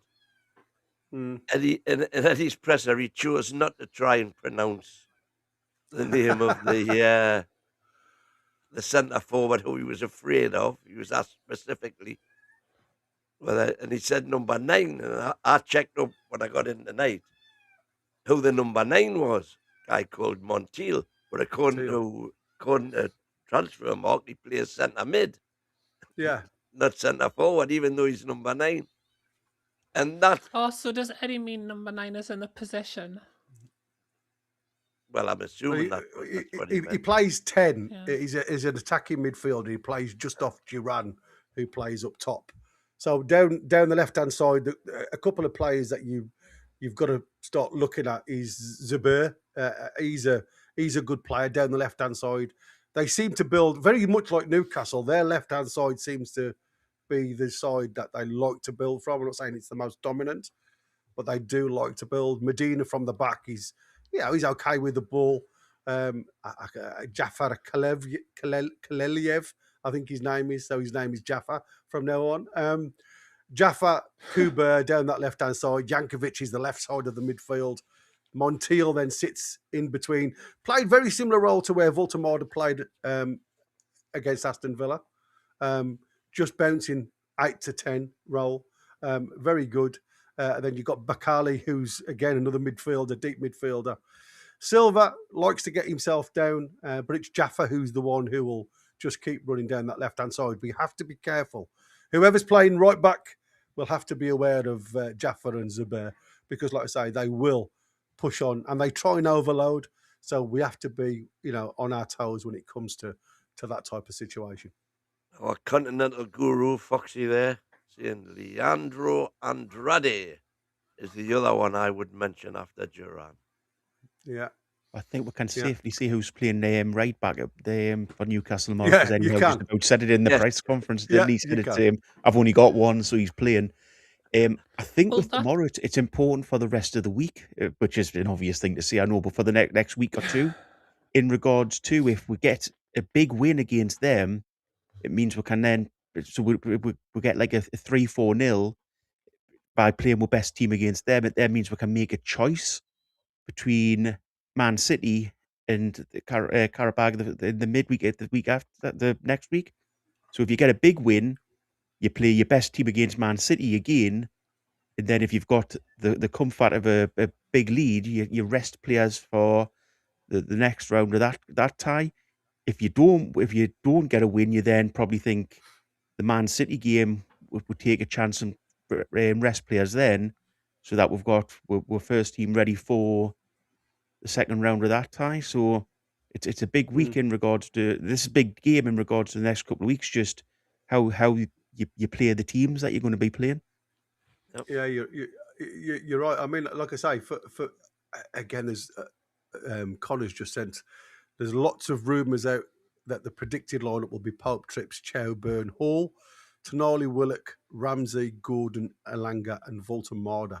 And if I could just throw you what this isn't SofaScore, this is FOTMob throwing out there. This is their team that of choice to face them. And again, I think this is probably as good a chance as any. Pope, Hall, Byrne, Chow, Trips. Again, I don't think the back four will be changed, can be changed. Ramsey, Willock, Tonali. Again, can it change? No, I don't think it can. Barnes, Gordon, and Elanga. And I think the only difference there is, does Volta-Marda play this one, or do you hold him back for the Man City game and play him? Again, we've just said, we've got the fastest three, according to the reports up top. Will it be enough against this team? Well, it should be. But again, I have a feeling the way these guys play is going to be more of a mid to low block, and then they try and counter.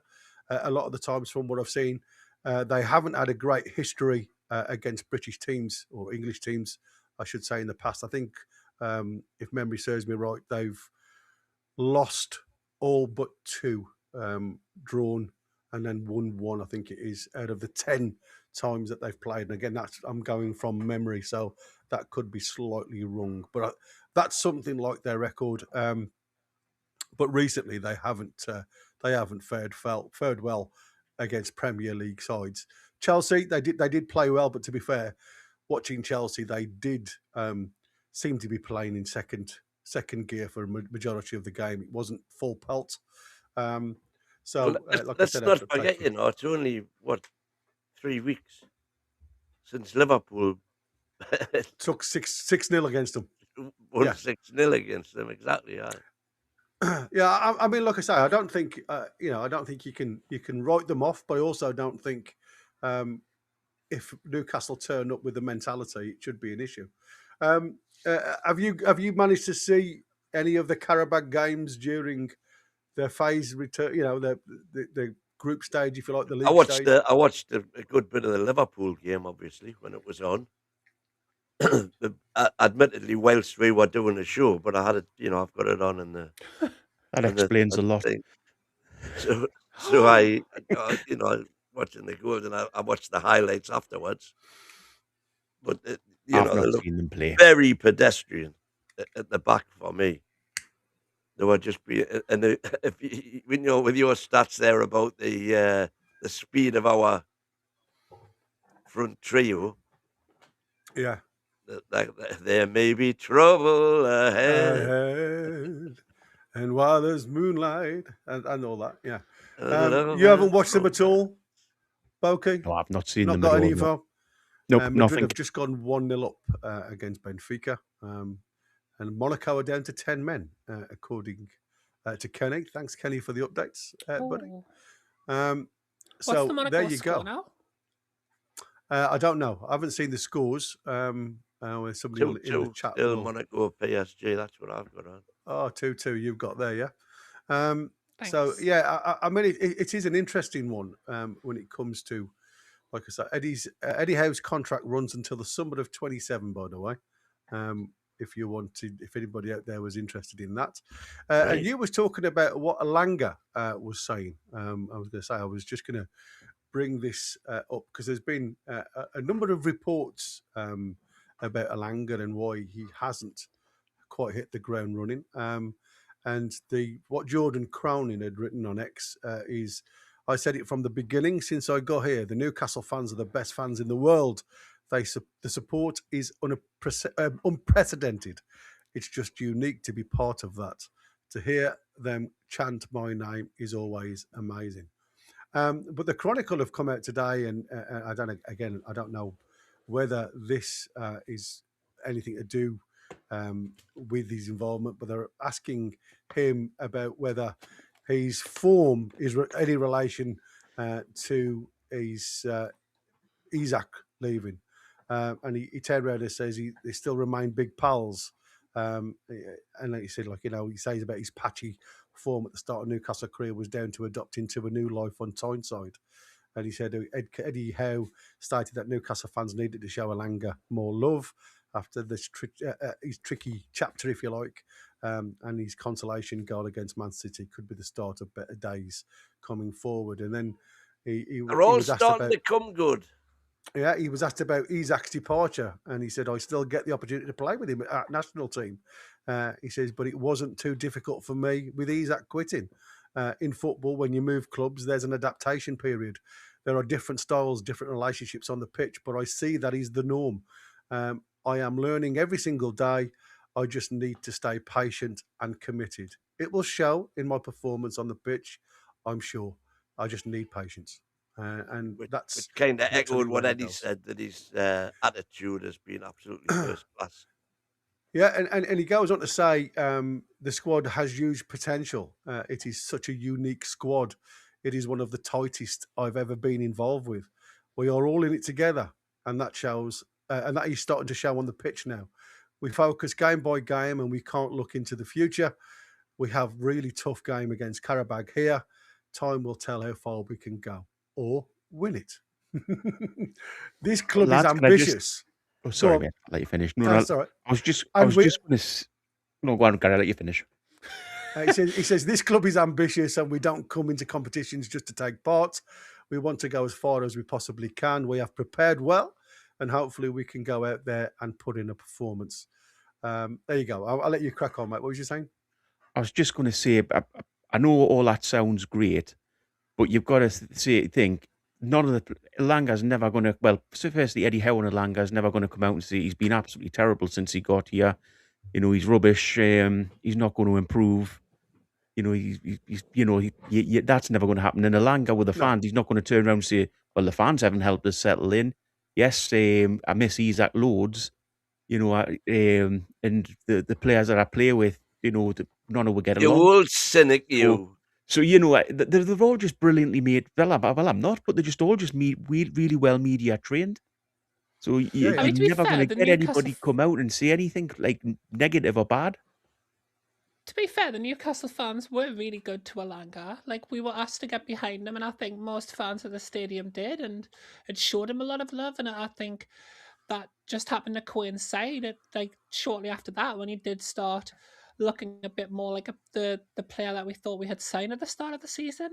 So, I mean, it obviously all press conferences are a little bit diplomatic and a little bit, politician type answers, but I definitely think that part, if nothing else, is extremely true. That he did feel a love from the Newcastle fans. I mean, we heard that just watching the games.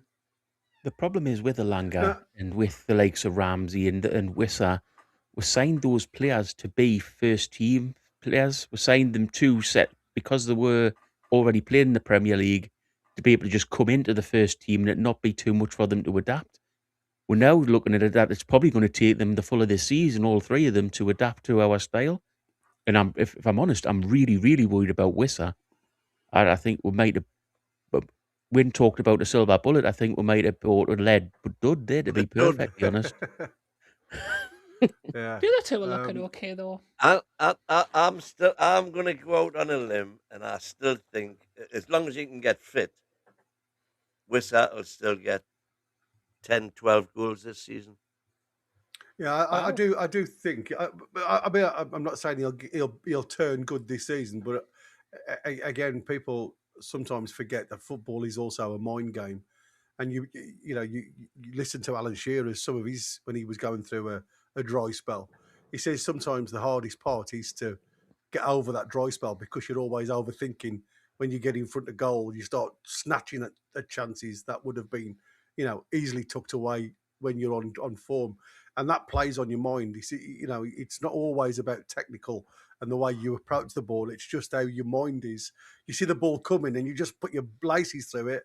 And as we saw the other day, it went out for a throw-in. It didn't even go out for a goal kick. It went out for a throw-in. I don't know whether you guys have seen the stadium in Baku where Newcastle are playing. Have you guys seen it? I've seen. Don't think so. There you go. It's a bit of a way from the ground. The running track. There you go. So it's going to be. I don't know whether the lads will hear you. The Olympic Stadium.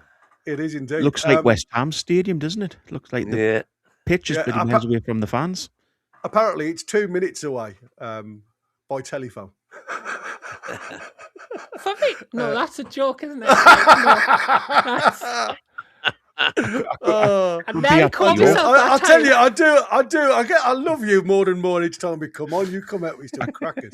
I could be absolutely awful and say it might take Trippier about 25 minutes just to get on the pitch. We might be playing with 10 men for the first 25 minutes.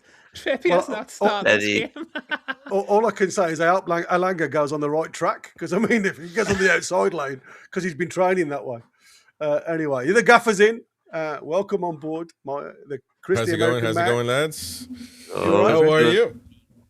Yeah, we had set to face the massive Carabag team tomorrow, huh? That's going to be an interesting matchup to discuss and talk about. So it is. There you go. Cheers, everyone. Thank you very much, all of you out there. Appreciate you. Don't forget to subscribe, smash the like button, and let's get it started. Let's get it started, folks, right now. Late night show starting immediately. See you later, folks.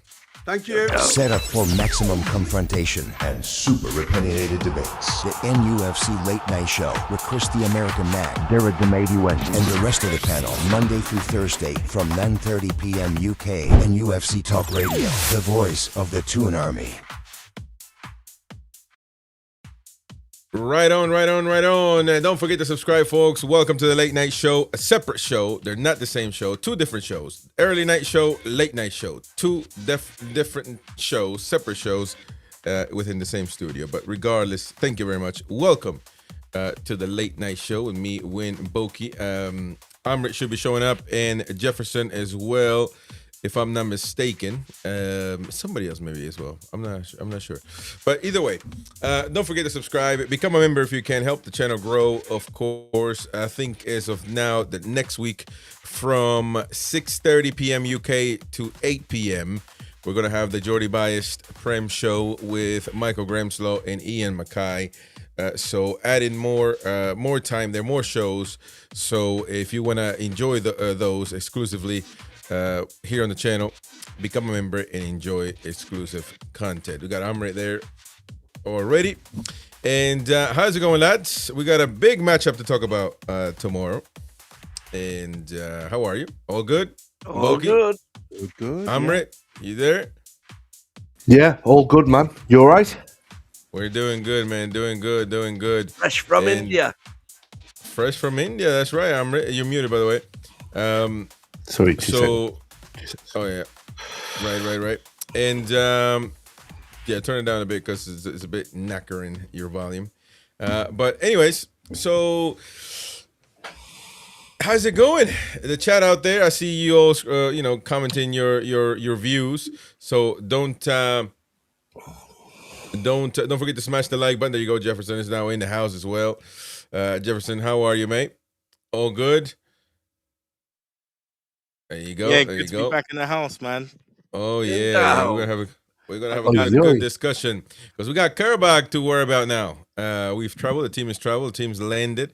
They are there, ready for battle against the how do you say it? Azerbaijani team. Azerbaijani. Yeah, there you go. We're gonna be fighting them in the first leg. Should we take care of business on the first leg or wait for the second leg? Which one should it be?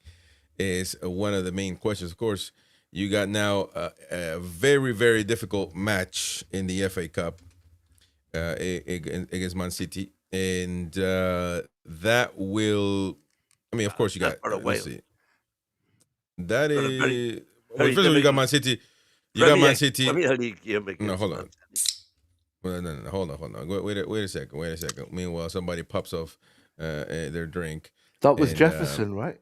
And destroys somebody's eardrums. Let me see. Let me go into. So we got Carabag tomorrow. Then we got Man City in the Premier League, of course, and then you got Carabag again, Everton, Man United, and then you got Man City. The thing is, with Bruno's injury, which is now set to believe to be about 10 weeks out. He's going to be 10 weeks out of action. That's a long time. That's a couple of months. So that's a couple of months. Yeah. 2 months and a half. And I mean, that's him. That's him out until what would be 2 months and a half? I mean, probably Man City in the FA Cup. That would be pushing that. We're a long way from Carabag to Man City in the Cup. Regardless, man, you have to worry about the team that you're going to start putting out for these important games. He's not going to be for Man City. Correct. So you're going to have to start doing, in my opinion, what you did against Aston Villa. Same lineup, same team. Unless somebody's hurt or tired, they need to play. You need to start getting this team together. Practice makes perfect, man. Put this team out there. The good news is JJ7's back. And Miley apparently is not far away. So that's okay. what we need to concentrate on. But okay. Go on. Come on, go get in, man. No, don't listen, act like Howie. Not gonna lie to you, right? But Bruno's Bruno, Joe Linton's Joe Linton. Well, they're not the same player, so I don't know why you're trying to replace them with. Player, exactly. Yeah. So the only person that needs to step up right now is Jacob Ramsey. If Jacob Ramsey can fill in the box-to-box type player that Bruno is, and Tonali can support him, then we won't miss Bruno as much as we used to back in the day. But we've really got to be careful. Really got to be careful here, because do you know the statistics that we have against opposition without Bruno in our team since we got Bruno? Come on. Well, I don't believe in those statistics. Oh, 'Cause come We've on, won man. two. I think we've won 2 Come out on. of 14 matches, isn't it? Because there's Without more him. of a you don't just put Bruno. We've lost with Bruno on the pitch too. So if you want to use that, then we can use the other. So it's all you got to put context into the conversation. Bruno's the engine, man. Bruno's the engine, right? We need another engine. And I don't know that I would qualify. I don't know that I would qualify. That is what would you call it? When somebody says something nice about you. Like a compliment. I wouldn't qualify as a compliment for this season that we're having. So I don't know if I want to be an engine of a tugboat like this year that we've been this year. So one step at a time, man. He's been a standout performer for us. He's scored a lot more goals. Bruno is he's been a good player. He's a big. He's been certainly. Of course he is. There's no arguing that. But we got to move on. We can't. We can't close shop. If Jacob Ramsey can step up 100%. He can step up and take his role for a bit, and maybe the hit on us, because we need a controller, we need a box to box, and we've got that in Jacob Ramsey. I think he's getting better and better and better. If he can get better, and he can go forward, then I think we've got a chance at a lot. We've got Azerbaijan. No matter what you say, we've got to win that. Like we've got to win, and we've got to win not comprehensively, but maybe by a goal and take it back to St. James's and finish it off. The main match for me is Saturday. Saturday is the huge game with Man City, and it's at 8:00 prime time. I don't think I don't think that's a huge game. I think that's a game that now we got to put to a side. Wow. Okay. I don't know about that. I'm not gonna lie. It's a reverse of what we had to do this previous week. Look at what the focus should be. So we know that Man City probably 80-90% of chance we won't win that game. Carabag, we've got a stronger chance of winning it, and we know about the revenue in the Champions League, isn't it? And we're also bringing a lot of spotlight to our club in this prestigious competition. I had a look at Carabag. They've won 3 out of their last 4 games. The one that they lost was actually a quarter-final in their domestic cup, but they do come into this in some good form. But we've picked up as well. So I think I agree with you, Amrit, in terms of I think it needs to be more of a comprehensive win. We're looking at maybe a 2-0, something like that, something solid. The key is to not concede, and then it puts you in a stronger position away from home. However, I think you've got to look at potentially the weather conditions, the quality of the pitch, the flight time, the time difference, all these variations. And obviously the boys that played in the cup game gave a tremendous effort. So again, we need that little bit of rotation again and some fresh legs out there. I think we'll take him in this. No, I get that. We should be able to do it. But I think you guys aren't having a foresight here, because we've got Man City, right? If we beat Man City properly, if we beat Man City away, then they come to us in the FA Cup, which is another big. But it ain't got nothing. Hombre, it's got nothing to do with it. Come on, man. Listen, nothing to do with it. I would like for us to win both games, and I think we're capable of doing so. I think, man, you turned out to be a bigger happy clapper than you've been. He's been teaching you, man. He's been teaching you, this dude. I swear, man. Over there, man. Man, there's no chance we're winning away, man. Listen, we won a cup, and FA Cup's big, and if we manage to get a draw at Man City, that'll put doubt in their mind for when they come to the St. James's to have to play us in the FA Cup. What do you think about the school of thought which is going round? That if you remember last season, we played Liverpool at Anfield, like 2 weeks before the cup final. And Eddie played a completely different team and a different style altogether at Anfield. We got beat, obviously, than what he did when he played them in the cup. You know what? I think Eddie could be up to those tricks, man. He's got 2 games against Man City, rapid fire, yeah, and and Eddie's, you know, a lot of people think, oh, he's a one horse, a one this, that, and the other. He's, you know, he can only do. He's going to sub everyone at 60 minutes. We forget about some of the tactical genius he has actually done in the past, previous to what we're talking about now.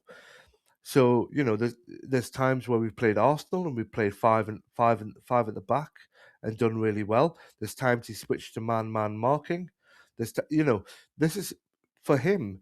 He's got one mind on, yes, we're going to get a result at Azerbaijan. Fine. You know, that's not a given, by the way, because they are pretty good. And anyone that gets into the Champions League is a good team. Well, So other good though. I mean, Well- Liverpool beat them 6-0, and Liverpool aren't pulling up any trees these days. listen, Liverpool are hit and miss, aren't they? Sometimes Chelsea they can drew hit with them well. though. Chelsea drew Yeah, with them there at you go. home There 2-2. you go. So they Yeah, are no that's- mugs. They're not They a are no bad mugs. team. They're not a I bad think what you side. do have to say as well, there's been times this season where he hasn't changed things and we've played absolutely dogs. So there's both sides of the coin. You can't just say he's done things good in some games without stating the fact that he's done things bad in other games.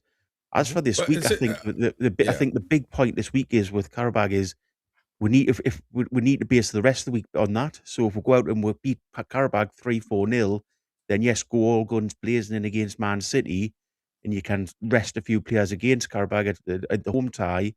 If we don't win by that many goals, or we draw, or God forbid lose, you then say we rest players against Man City. Yeah. And go for and have to go for it in the against Carabag at home. And when we're talking about resting players, Bogey, who are you talking about exactly? Like, this is something that I've been thinking about all day. Like, who would you rest? You got nothing else to do, man. Think about this all day. No, like in Proves it. I think it has to be some doing of the some really important work as well, right? But like I'm saying, like I'm thinking in my mind, who would we rest? Who would we rest? Come on.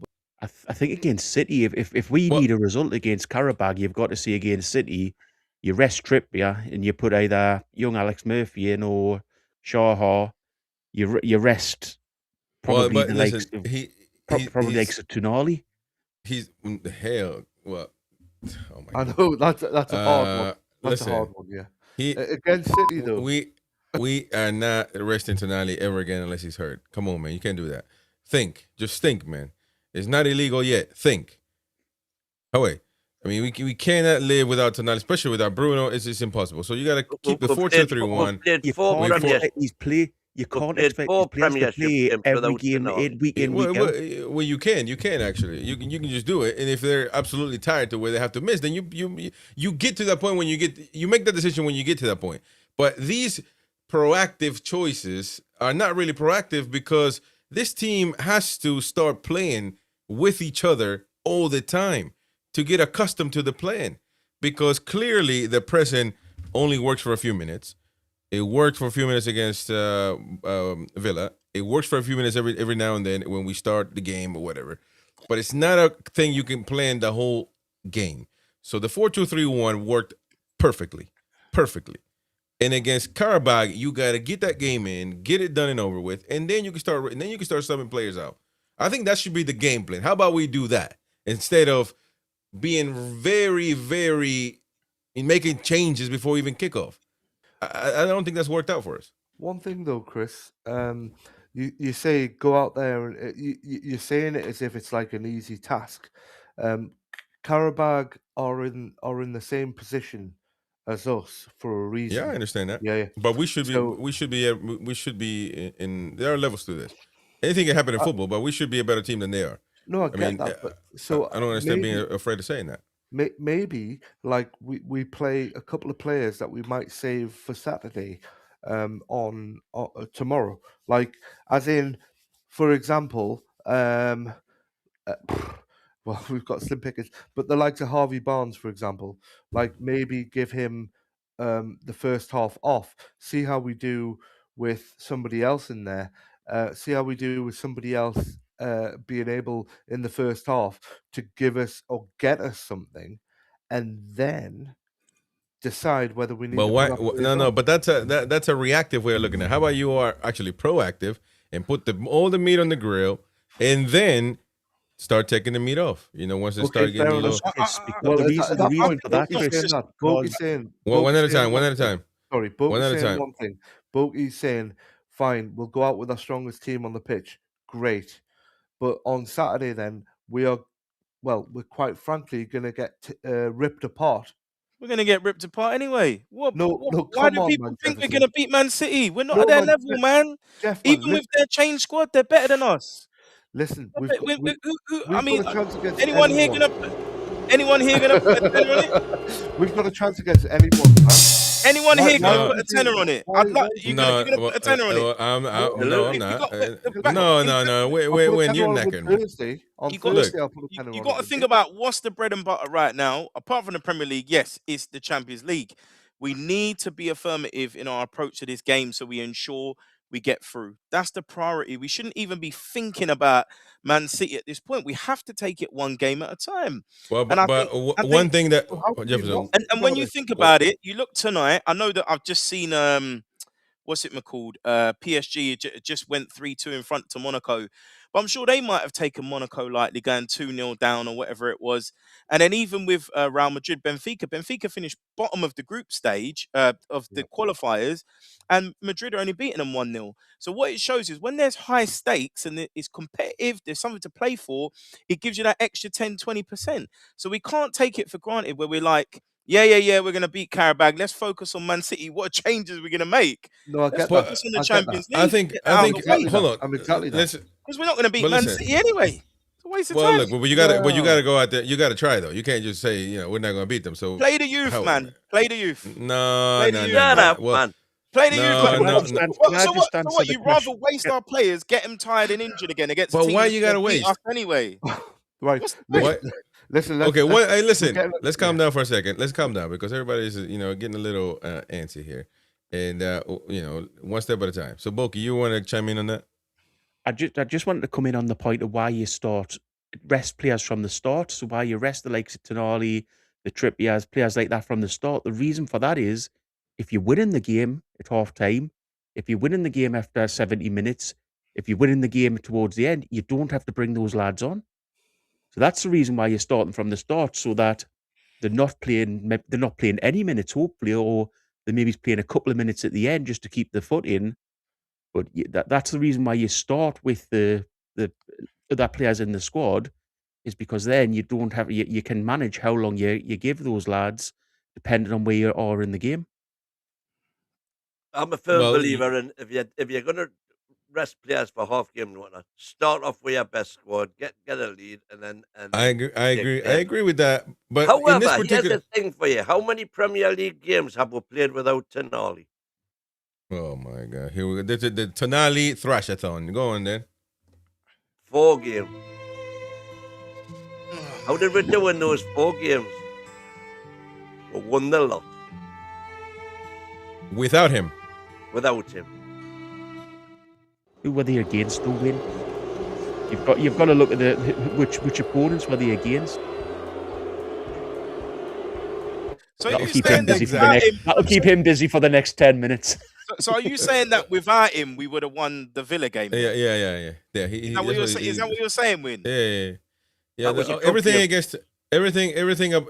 Oh, so they don't matter. I mean, the bad mojo is just on one particular.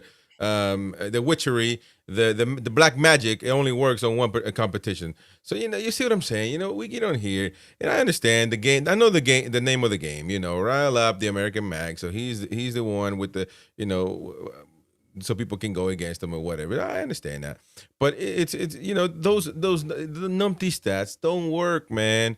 Get over them. Bruno, he needs to be on the pitch. Tonali, he needs to be on the pitch 100% of the time, every time. One of them can't be. Therefore, you got to try to find whoever's next. Could be Ramsey. He's doing decent. Put him on the pitch against Carabag. First of all, forget about the game being done. Get the serious done. Get the serious done so you can rest men. What happened when we rotated many times this season, and it didn't work, and the main guys had to come on and try to win the game. Didn't even happen. So you lost and didn't rest. So, you know what I mean? We've done that. Fulham, Everton, Burnley, and Tottenham. Fulham, Everton. Burnley and Tottenham. Some top class opposition there. You're seeing? Come on, win, man. Come on, man. At least have the cojones to say how, to say what you think. Don't just bring up a numpty stat and say just saying, because you're playing in the middle. You're just throwing the grenade out there and running away. Be a man and say what you want to say. Actually, say what you need to say. I'm Say saying we can win without Tonali, but we can't win without Bruno.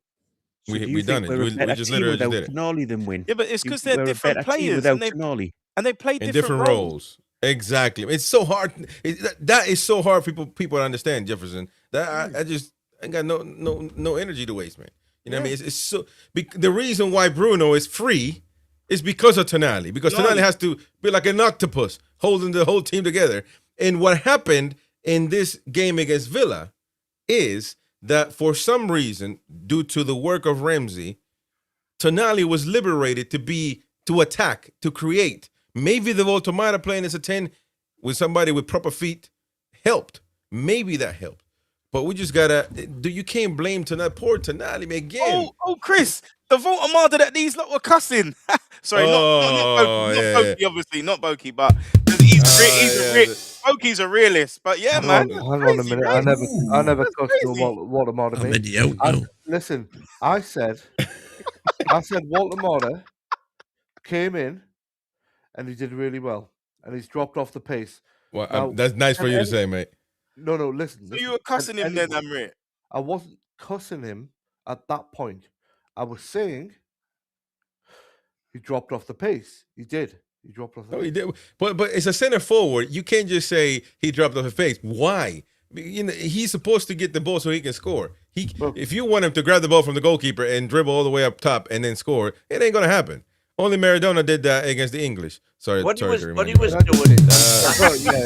That was nonsense. What Waldemar was doing on Saturday was winning and retaining the ball in midfield, which he hasn't done all season. Why is that, Win? Why is that? Because our genius manager was stuck playing his rigid 4-3-3. Our genius manager decided to play him in the rightful position. As Chris rightfully said, as a 10. 4-2-3-1, which all the realists have been calling for forever and a day. Eddie finally listened, made the change, and you got the best out of Voltomata. Hang on. Spam the Y-eyes in the chat. Spam the Y-eyes in the chat, baby. Jefferson. Listen. Ask Chris where he plays Voltomata in a 4-2-3-1. He can either be where he played there or up top. To me, he's a 9, just like he is for every other manager in the world, except, well, you're not even the manager, except you. The best game.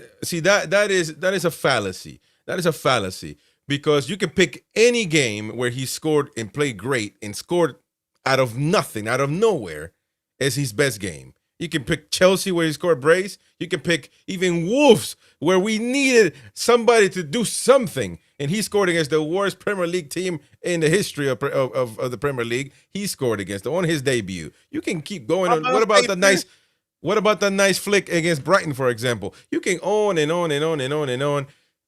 Can I just listen? Eddie Howe put him in a position where he needed him to do something as a 10. He did it. He did what the manager wanted him to do. Can I ask you if you put him as a center forward, he's going to perform just like he does for Germany. He did what the manager told him, and we won 3-1 away from home. Oh my days! After a half season of neglect, yeah, giving him little chunks of 8 minutes, bang, yeah, giving him 7-8 minutes. The Osula treatment. You're having a laugh, mate. That's disrespectful. If he goes to Bayern in the summer, there's only one person to blame, and we know that is. Oh, don't do it, man. Again, I agree with Love it. You could play Voltomata as a 9. You put Miley behind him, who I've been screaming for over a year to play the down boy at attacking midfield and not right back. It's taken this long for this manager to work a system out. It's mad. Eddie Howe all day, every day. He's got, Madness. got 2 man of the matches at right back. But he'll change the Sorry defense about to fit Dan Burning, but he won't change the attack to get the best out of our attacking minded players. Listen, Can someone explain that to me, please? Jeff, he had Well, 2 listen, man we- of the we matches. He had 2 man of the matches at right back, and you're telling me that he shouldn't have been playing It's right ruining back? his development. It's ruining his development. He's an attacking Wow. midfielder. Well, he's a Wow. midfielder. He should be playing midfield. Now, Yeah, listen I though. I love Hold it. on, I listen, love it. He's an attacking listen. midfielder. But moving forward to Carabag, he should do the same thing. He shouldn't go back to the 4-3-3. I don't care if Joe Linton is back. Joe Linton will have to wait, just like everybody else.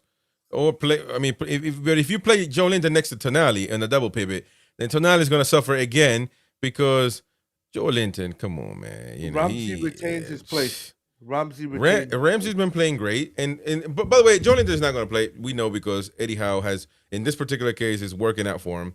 Has a rule that if you're hurt, you don't play until the next 3 months. So probably he's not going to play in this particular game. He's just back. You know what I mean? He'll come on if it's fiery. Which is- if it's fiery, he'll put him on. The only exception he's made with Botman that surprised Alex everybody Scott. once upon a time. You know what I mean? But I Yeah, think it's well, going to be the same. I think it's going to be double pivot, Tonali and Ramsey again, which is great. It should be 4-2-3-1 again. Now, the only problem is going to be the number 9 is the problem. It shouldn't be. If you have to choose, you got to choose Voltemade if you're sensible enough. However, the Wissa situation, I don't know if he's hurt. I don't know. He's definitely not fit. Doesn't look fit. And so are you going to put Osula there again? I mean, and I don't want to hear this because when you'll say this, it worked against Villa. No, it didn't, because he didn't do anything. So, he didn't do it. He was just there filling up space. Would you do that? Well, no, there was no pressing on Brett, man. There was no pressing until the last 20 minutes, man. And he was out of the game. And he went straight up. Listen, Osula looks hotter than Wissa at the minute. Well, that's your personal that has nothing to do with football. That's your personal choice. If you think he's hot. Wissa's got a problem, right, Chris? And the problem is, same as Isaac, right? He went on strike, right, in the summer, and he is behind the ball. He has been behind the ball for a while, right? What we need him to do is to get ahead of the ball, and we need him to start popping the goals in, like he did, like he has done for his previous team, and like he should do for us now. Like, enough's enough, though, Chris. Like, if he cannot do it, and he cannot pop the ball in the back of the net, but yet you've got the likes of Walter Martin popping the ball in the back of the net, you've got the likes of Osula running after the ball. Walter Martin, for me, there's 2 things that I didn't get in before because you guys were just you guys were popping each other, and it's fine. I get it. But there's 2 things that I've learned from Walter Martin, right? Tallest player in the Premier League, but when he goes to head a ball, he becomes the shortest player in the Premier League. He ducks down and he doesn't want it. He's like this, and he lets the other people go down. And half of you is thinking, well, if you jumped up, you'd be like Superman. You could nod the ball on to anyone you wanted to. He did it for his goal, and that was fine. Yeah. But no, there's no need for this. There's no need for the violins, Chris. Right? Walt is down like this, like a little baby. Yes, like spot on, I'm scared of the ball. Every single game I watch him live, and every other man and woman and baby around me are shouting. He needs the ball to his feet. Yeah, but Walter's feet. In the Premier League, if he can get the ball and he can nod it out. No. That's a fallacy, man. This notion that all strikers that Voltemade needs the ball on his feet and the other strikers in the Premier League don't. It's a fallacy. Every striker needs the ball on his feet. Every one of them. I'm not saying not when you're 6'7", you should. I'm not saying about the that. big problem this season ball is coming into him, and instead of him rising up and nodding it onto someone that he could do, what he's doing is he's going down like this, like an idiot. And not only that, when it comes to pressing the keeper, he'll run full pelt at the keeper and then slow down the last 10 yards. And I'm thinking, what are you doing? Like, when you've got the likes of Anthony Gordon cutting keepers off, making trouble. You see how this has become now a Voltemade thrashathon. all of No. a sudden. You see how it's No. become that. The And pro- it's the problem- shameful because he is one of the guys alongside Tonali that won the game. But on this show, one is thrashing Tonali, the other one's thrashing Voltomata. You see how it's become that. Chris, It's a how many, narrative.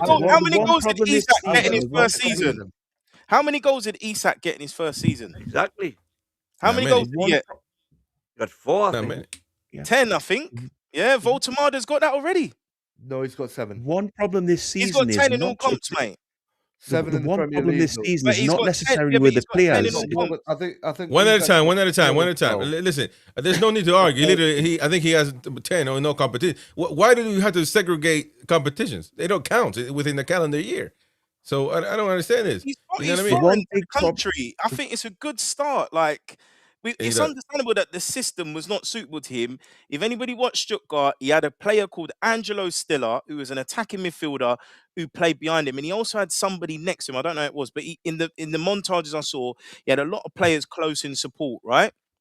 If every striker we've ever had, whether it's been Asula, Isak, Wilson, whoever it's been, they've always been isolated. Right? And incidentally, when he's on the pitch, we don't put the crosses in the box. But we Which is- started doing it when he was off the pitch with a Which is 5'9" insane. striker, pretending that seen we've that. got a regen of Les Ferdinand, which is crazy. I have seen that with my very own eyes. I have seen it. It's incredible. But that happened at the time. Maybe it's changing now. Volker, you want to jump in? Yeah, just I think the problem is as well. It's not necessarily with the players. It's with the coaching staff, and in which case ultimately Eddie Howe, that he hasn't learned how to develop these strikers into our team. So Well, he doesn't matter have who's time, which played- is a fair question as well. But I mean, but no matter who's played up front, so be it Asula, be it Baltimore, be it Wissa, they've all been isolated at times. Well, they've all there not you had go. the So now service, and as you say, they don't everybody- get the touches. So calling There you out go. what Baltimore for that is ridiculous. It's a Bulky. coaching issue. Bulky, you got another a Y-eye. Y-eye. That's you and Jefferson got a Y-eye today. One violin for Win and the other one for Amrit. Man, that's just, the scores are not good. But it repeats itself every night, though. I mean, come on, man. Listen, I think that's a fair point. That not one single one. Again, Win thought that Wissa was going to be the great guy, the great Alan Shearer 2.0, And he will be. and he okay. Once I he guess gets we'll just his have to fitness wait. back, as Ahmed said, he had no pre-season, self-inflicted. It's all Then he calm. got Voltemata injured. didn't either. And Voltemata look didn't what either. said- But why But don't said in your He exclusive, pre-season with Germany. Yeah, man. that's Misser. Yeah. What do you mean, No, Misser? say- Yo, I'm say- Misser. Yeah. say He's denial say on that. his back. Hold What on, did I like Edwards it. Say that again, Win. I like it when you praise me. yeah, I'm saying in your exclusive with Luke Edwards the other day. What did Luke Edwards say? There you go. What is What he did said? he A lot. say? He almost got He us said canceled. Wissa, all the metrics coming from the medical team are that Wissa is nowhere fit yet and probably half a stone heavy. Yeah, but that's whose problem is that? No. I'm sorry. Being half a stone, whatever that means, because I'm American, so we speak proper here. I mean, we're talking pounds. Whatever that means.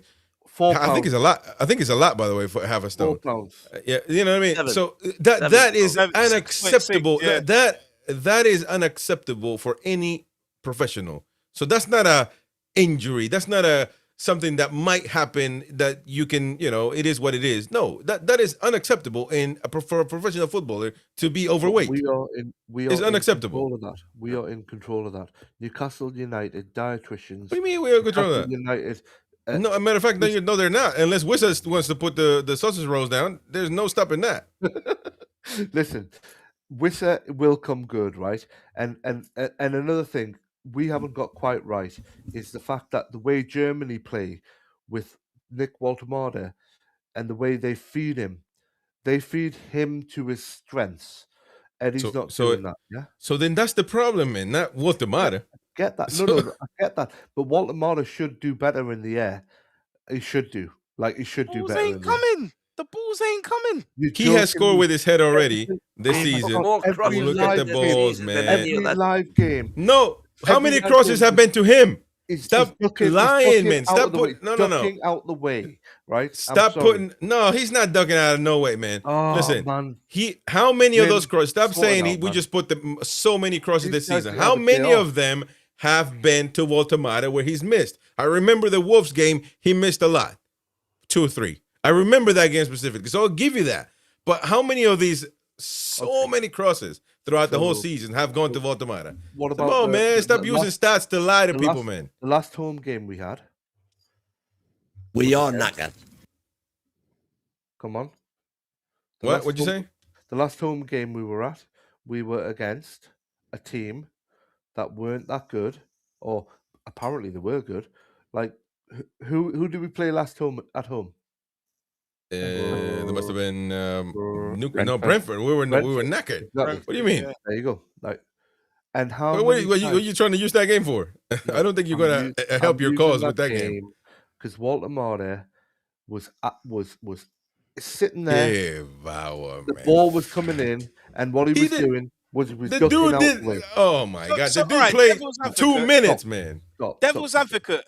How is he going to be confident when you got a winger, Anthony Gordon, taking penalties?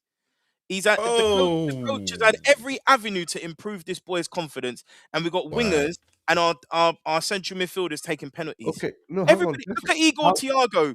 Did the coach say, "Oh, Keane Lewis Potter, you take the penalty"? Another man. That's crazy. Give it to your top scorer, man. But hey, again, he's beating you, man. Let me talk. What confidence is he meant to have? Tell me. Jeff, let me talk. Brentford have based their whole team around Igor Thiago right now. Thiago is doing really well. He's in my fantasy football team. And he came from another league, and he came from another league, and he killed it. By the way, hang fire. If you spend £69 million, why aren't you building a team around that same player? Hang fire, though. Hang fire. Yeah, I agree. Exactly. We're building it around Anthony Gordon. That's the problem. No, that's what I'm running out of eyes here. You're wrong. I'm wrong. Okay, so who Anthony takes Gordon penalties? has got a good penalty ratio. He's a winger. He's a winger, though. He's got a good penalty ratio. It doesn't matter. Yeah, but Amri, don't you think that it's just a penalty, man? Like at the end of the day, most penalties get converted in the history of football. So you're not really taking a chance unless you're putting the goalkeeper or the center back or something. He's a center forward, man, with a lot of quality. Amrit, we got Barnes, who's been told to play on the right because Anthony Gordon doesn't want to come off the left. And then we've got our striker not taking penalties so Anthony Gordon can take them. So you can't tell me that the team isn't being built around Anthony Gordon. So why on earth have we paid the best part of £69 million for a striker that we haven't set our system up around until last week? Right. And we're 3/4 away through the season. No, you're right. The manager's a joke in himself for these silly reasons alone, to be honest with you. The reason the manager's a joke. Well, the manager's not a joke. Well, let's refrain from ad hominems. Let's refrain. We're on radio now. Hold on. We're on radio now. Let's refrain from ad hominems. Where you at, bro? Where you at, bro? Listen. Jefferson. Hold on.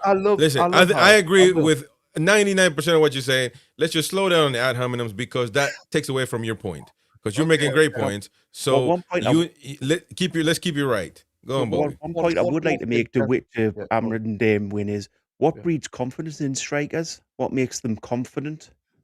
Well, scoring goals and the fact that you were scoring goals. Penalties. So if we get a penalty, why don't you give it to the striker so he scores a goal and it builds his confidence? Totally get that, Bogey. But listen, there is one thing though. So wingers shouldn't take penalties. 1 second. There is not over the striker, no. Not especially when the striker is seething to Kieran Trippier to take the ball, and they ignore him. Why did Mbeumo take them over Wissa? Why does Mo Salah take Liverpool? And Mbeumo is a striker, man. Take all of Arsenal? Because Mo Salah is world class, mate. Anthony Gordon is a buffoon. Leave the penalties out of the window. Leave the penalties out of the window. You give the penalties to somebody who's going to score them. Jefferson, you've got a point. Voltemada's taken 2 penalties. No, Jefferson. How do we know what his record's going to be? Forget about penalties. Taking 2 and he's missed 1. We can't forget about penalties. You just tried to mock him for only apparently scoring 7 goals. No, Amrit, you've talked a lot. Let me talk now. Okay, go on then. You literally mocked him for apparently only scoring 7 goals, which me and Chris corrected you that he's actually scored 10. So let's put respect on his name. But let's just say, for instance, he'd only scored 7. Again, I put it back to you. Why would that have been? because Eddie's love child, Gordon, takes all the pens. If he'd taken the 5 pens, or is it even more than 5 pens, he would, according to your numbers, have 11 or 12 goals. According to ours, he'd have He'd be killing 15. it. All of a sudden, that sounds like a very different season, doesn't it? So, Especially with no service. So it does. But hold on, listen. I don't want to go back and forth on this. I think Baltimore needs to be on the pitch, and Tonali needs to be on the pitch. Obviously, Bruno's not available, so he's not going to be there. But we got to look at what we're going to do with Carabag. And that is a very important game, in my opinion, because clearly why? But there's 2 legs to this. One would say, wait until the second leg at home and all that. And then the other would say, finish the series tomorrow against Carabag. Which one is it going to be? Are we going to go back to the 4-3-3? Because Eddie, to a fault or not, however you want to look at it, he changes one thing, never changed it to this, by the way.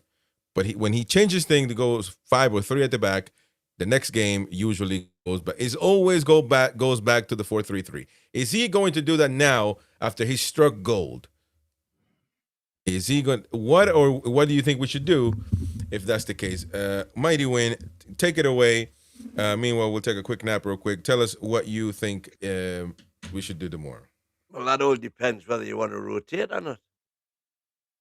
Wow, that is an unbelievable analysis. What you're saying that you get on Sky Sports. You get on Sky Sports this type of analysis, folks. You know what I mean? What you're saying is we should just play the 11 that played against Villa. Okay, no, man. And play them in exactly the same way. I mean, that was shambolic. So what do you think we should do, man? Look, every time I set you up for success, you bottle it, man. You're worse than Arteta. Come on, man. So what would you do? You, the Mighty Win, the most famous guy in the Toon right now, especially in Chinatown. What would you do? I would have all my meat on the grill. Ooh. That's what Chinatown girls say as well. Ooh. I can't do it, man. I cannot. You're grilling your meat today.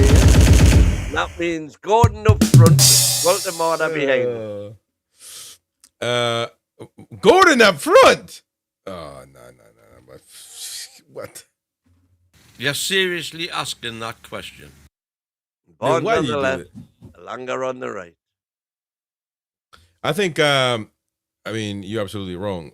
I think that I would definitely try the simple thing. You keep Gordon where he wants to play on the left.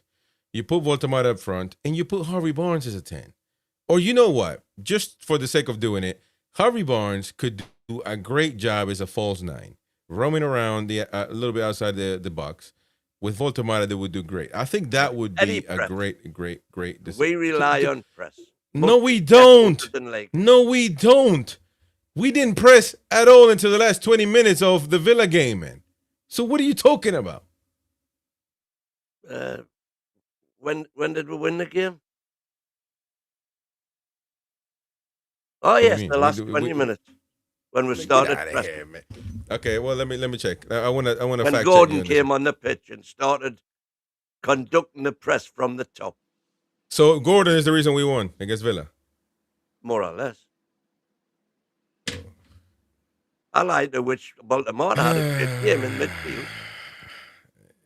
In midfield? You see what I'm saying, man? Well, This is attack just in grim. midfield, you Oh, know, well, and where he belongs. It's so sad to hear somebody speak like that about football, man. Roy coming in from Dubai. Roy, how are you? Roy, are you there? Roy's knackered. Nibada. We're going to continue. What do you guys make of this nonsense? Can you guys come in and have a say on this? Especially about him calling Voldemort a midfielder. He actually said yesterday that as long as Bruno's out, Voldemort needs to be in midfield when needed in an emergency. And when Bruno comes in, then Voldemort off, of course, because that's midfielder for midfielder, according to him. He said that on live air, really. He did say that. And he wants Gordon up front. So, come on, man. There's a brilliant job when Bruno's not there. Absolutely. I think what you need to do is just take everything Wynn said flip it the other way and you'll come to the right answer on all those points. Like the one that won 3-1 on Saturday. I don't think we'll look to press because arguably we will have more of We didn't press. Well, because we're coming into it as the better side, I expect us to have more of the ball. So I don't expect us to have to press that much. But what he will look to do is counter-attack at times. So that's why I think potentially Gordon and Elanga will start to stretch the team in behind. And I think Voltamada dropping deep could be key to that. As long as he's got the runners in behind, will be a threat, and he can fill defensively in that middle pocket of space. But it wouldn't surprise me at maybe the 65, 70-minute range. He then looks to make changes. I think what will be interesting is, for example, Lewis Hall. Will he look to overlap? Will he look to invert? Remember that when he inverts, he gives us a little something extra, whether that's link-up play of his passes, and he is a shooting threat.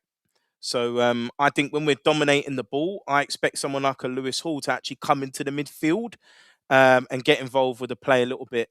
But again, remember, we've got set pieces as a threat now. You know, Malik Thiaw has proven to be quite the threat. He's got 4 goals. You know, we look quite dangerous at set pieces. So I kind of expect, you know, pretty much Dan Burn and Thiaw to start at the back. I wholeheartedly disagree with that. So I'm putting a violin on your score because we are one of the worst teams with set pieces in the history of civilization. We have 1,000 crosses per game. Not one single one player connects. So but that's not dead ball. Crossing from open play isn't dead ball, Chris.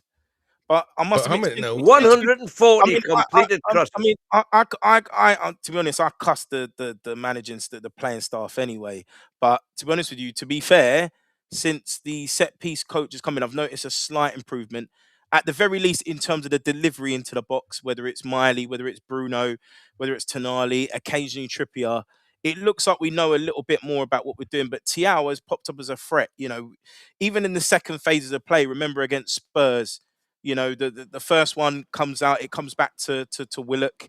He puts in a great ball. Thiaw's there. You know, we saw it come to good effect against Everton.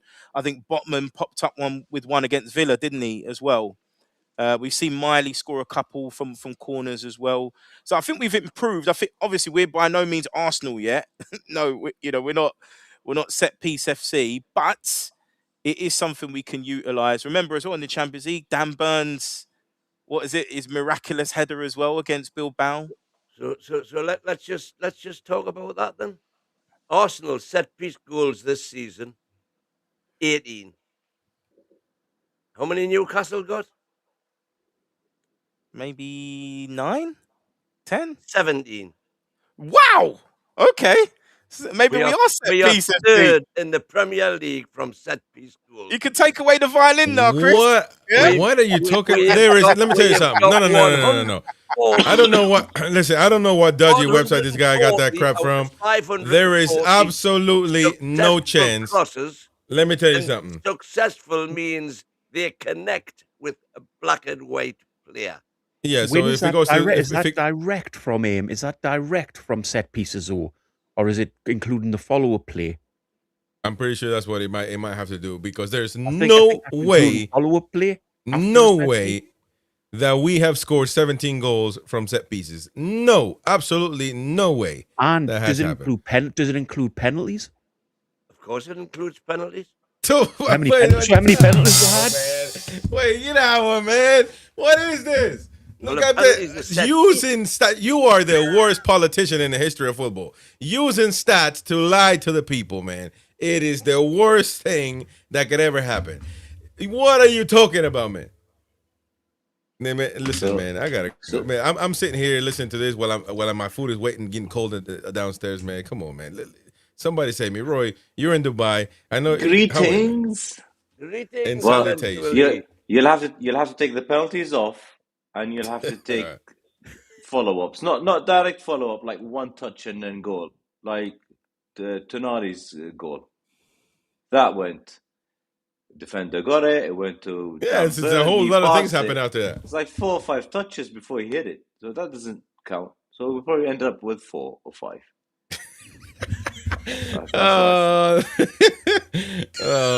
Win is knockout right now, man. And is that full season? Is that full season in the league? Is that full season in the league? Yeah, but that's full season. That includes the league and the cups. Hey, No, man. this is Look. Premier League stats only. No, there is no way we Yeah, scored 17 goals in the Premier League this I think season. we've only There got is like 3 corners. zero chance. And you're 17th? I mean, sorry, not even 17th. Sorry, 10th or 11th, wherever. There is absolutely no chance. I will give my house away right now if that's the case. We There's have no- scored 17, guys. We have scored 17. But I want to know the plays. I Five just of had a those look. are penalties. Give me sport.com. Yeah, well, give me sport. I don't know them.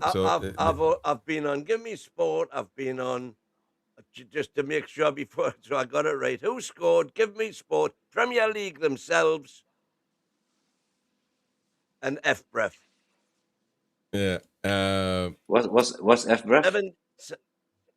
FBref. Some referee that made I'm gonna ask AI.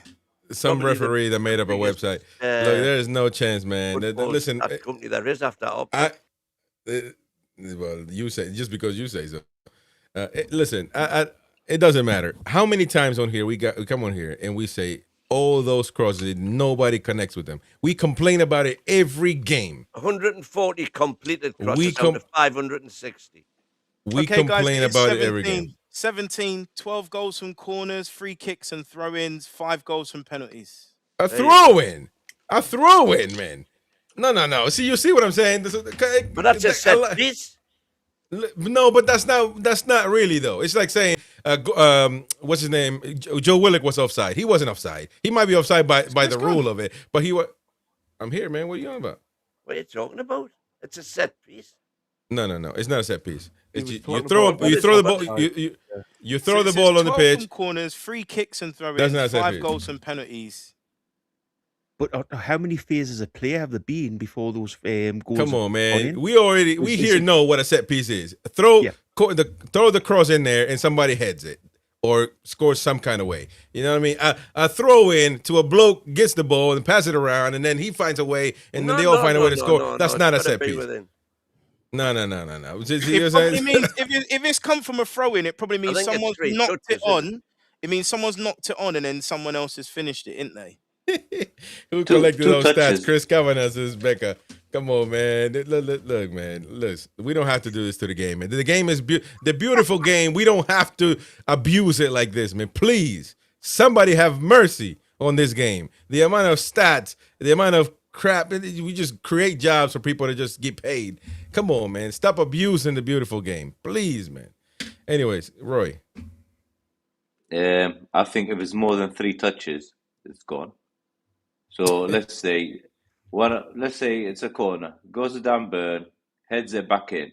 The defender heads it, and then one of our players kicks it or goes to another player, passes it. Many times here, It's again, 3, I don't 4 understand. touches. I don't understand why everybody's playing a blind eye to what we actually say on here all the time. When we talk, when we react to it, you know, and here Win has said we're supposed to hire the best guy in, I don't know, Norway or wherever. That's the best set piece guy in Europe, and then he was whinging over here that the set pieces are rubbish. So you can't have that. And I was corrected by somebody who correctly told me that you're talking rubbish, Win, because you've got the 3rd most set piece goals in the Prem. And if the goal comes from a set piece, I can't do this. If it comes from a set piece, and if it's like, that's where the initial direction. If it's a corner, for example, and it gets headed by the defender to somebody and gets put in, that is directly resulting from the corner. Set piece, and it doesn't matter if there's been a couple of little touches on the way down or whatever. Thank you, Inflin, for the super chat. Says set piece goal tracker says we only got 5. So I don't know. There you go. But I know it doesn't look like we're good and that we're good at all. So, but whatever it is, whatever the situation is, I have no clue. But I know it ain't. I don't trust those numbers. But that's just me anyway. Regardless of that, I mean, what are we going to do with Carabag? We keep running away from the question, man. What are we going to do against Carabag? That is a massive, massive game. Do you take it serious in the first leg? I mean, Eddie Howe has come out and said that, you know, he sets up every game to win and to go out there and get the result. So what is going to be the decision tomorrow? Are we going to go 4-2-3-1 again He got the formula right. Why not keep doing it? I mean, I'm why assuming not just Jefferson, you agree. Because I Go think on, he's Boogie. with the Villa nervous. team? Sorry. Go on, Won. get in. Well, we won, yeah. Well, I don't also subscribe to that we won. That means everything's hunky-dory. But this game in particular, it was great. It was good. It's a big task, and we got it done. So why not continue to do the same? There was no pressing in that game. So I think the manager is very similar to Gareth Southgate. I think he's very cautious, and I think he looks at the fear aspects as opposed to being proactive on the front foot. So that's what makes me a bit worried about him potentially starting off with a more defensive approach or a more rigid, structured approach, but look to hit them on the counter purely on the basis we're away from home, wanting to get a conservative result. I do think we'll be more open at home and we will be away. Mm-hmm. But he did say on his interview that we are going to play the strongest team that we can play. All right? That's what he said. Are we going to listen to what he says? I think if he's going to do that, he's going to change a couple of players from Aston Villa, nothing major, and he's going to go for the kill. Yeah, but what's nothing major? Because, that's Asuda and Murphy, isn't it? Asuda and Murphy will come out. Yeah, but that's a major change with Asula, because if you put Voltemata there and Harvey Barnes behind them as a 10, that's amazing. But if you put Gordon up top, that's not good. So what I was saying about Voltemata before, when we were all arguing, was that Voltemata thrives off a team that can be built around him. As in, we know that he's not going to be as good in the air. That's not his game. His game is at his feet. Germany do that really well. Germany have done that really well, and he's had braces. He's had goals.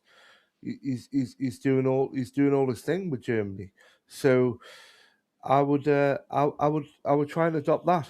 Play the ground. Play the football on the ground. Give it to Walt, and see what he can do. And he should. So you're advocating what Chris is advocating: build a team around Voltemata. Well, in a way, he's right. But yeah, anybody would. In a way, he's right.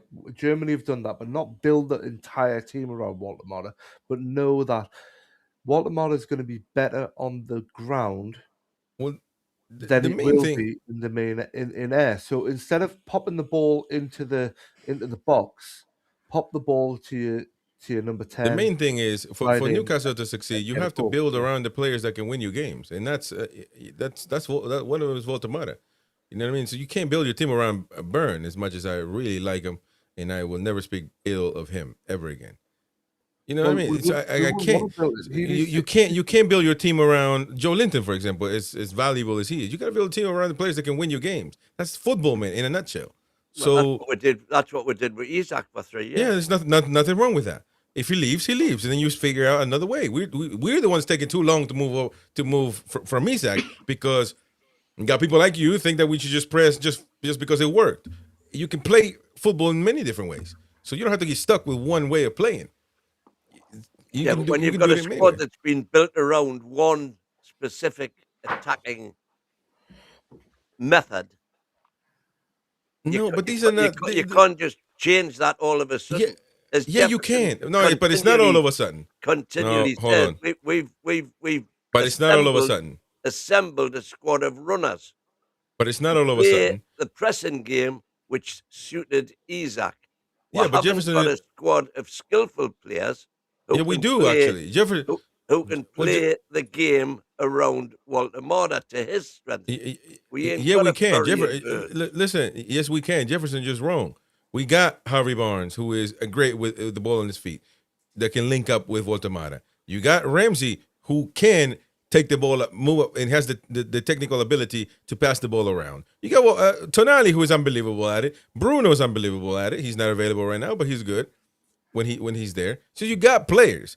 It's that we chose, and maybe that's what Jefferson wanted to say, that we choose to play Gordon and even Ilanga to a certain extent, which Ilanga's been doing great, but they can still do wing work with you having that link in the middle with a 10, and that would be Harvey Barnes or whoever you put you play there. Armada. So you can do it.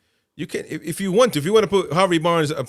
It doesn't. See, that's the problem with you. You think that you think that Walter Matters Roberts should be in center forward. He's not, because he plays everywhere else. It's a center forward. It might not be the type of center forward you like to watch, but he does. Just like Isak did. He's a different player than a traditional center forward, and he worked. So things are moving, man. Football is evolving. You don't have the same players anymore. The same thing with the number 6. They're not the same players they used to be once upon a time. Now they're different. Football is evolving. You may not like it, just like you want people to still smoke in public venues. But life's moved on, man. Life's moved on. You've got to adapt with the times, man. And come on. I'm just saying, man. Listen, the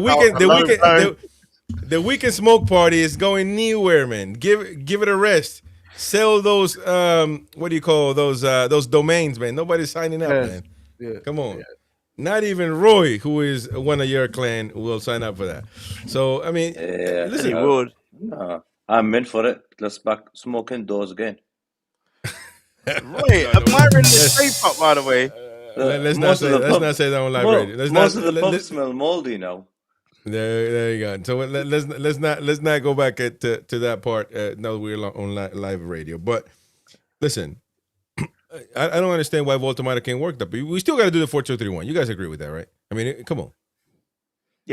Yeah, it works for us. It's what we should have started the season with. I do think that we don't need to get too comfortable with seeing Voltamata in the 10, because for me, he's not a 10. I think he's more of a 9. He's a 9.5.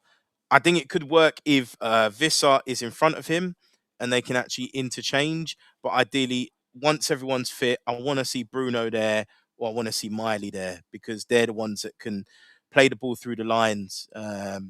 I still think that's what we're missing. I still don't think we keep the ball well enough. I think Ramsey is tidy in tight spaces. But I think if you look at the overall conversation we've had, what it shows in terms of Newcastle United, both fans and club, is that we haven't learnt from our mistakes. We look for a number 9 and we look for a classic number 9. But when we've recruited them, we've not looked at the finer details of their technical ability. So you go back to Joe Linton. Joe Linton was arguably more of a second striker. He played in a fluid front three with, I believe it was Ishak Belfodil, and I think the other player was Kramaric under Nagelsmann at Hoffenheim.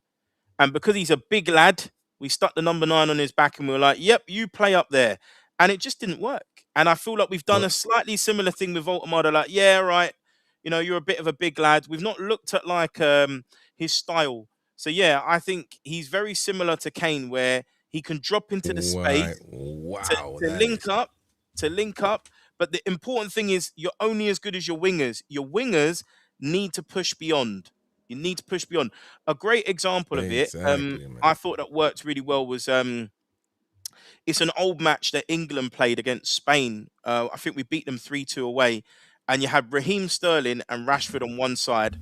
Kane was dropping deep and he was just playing those two through.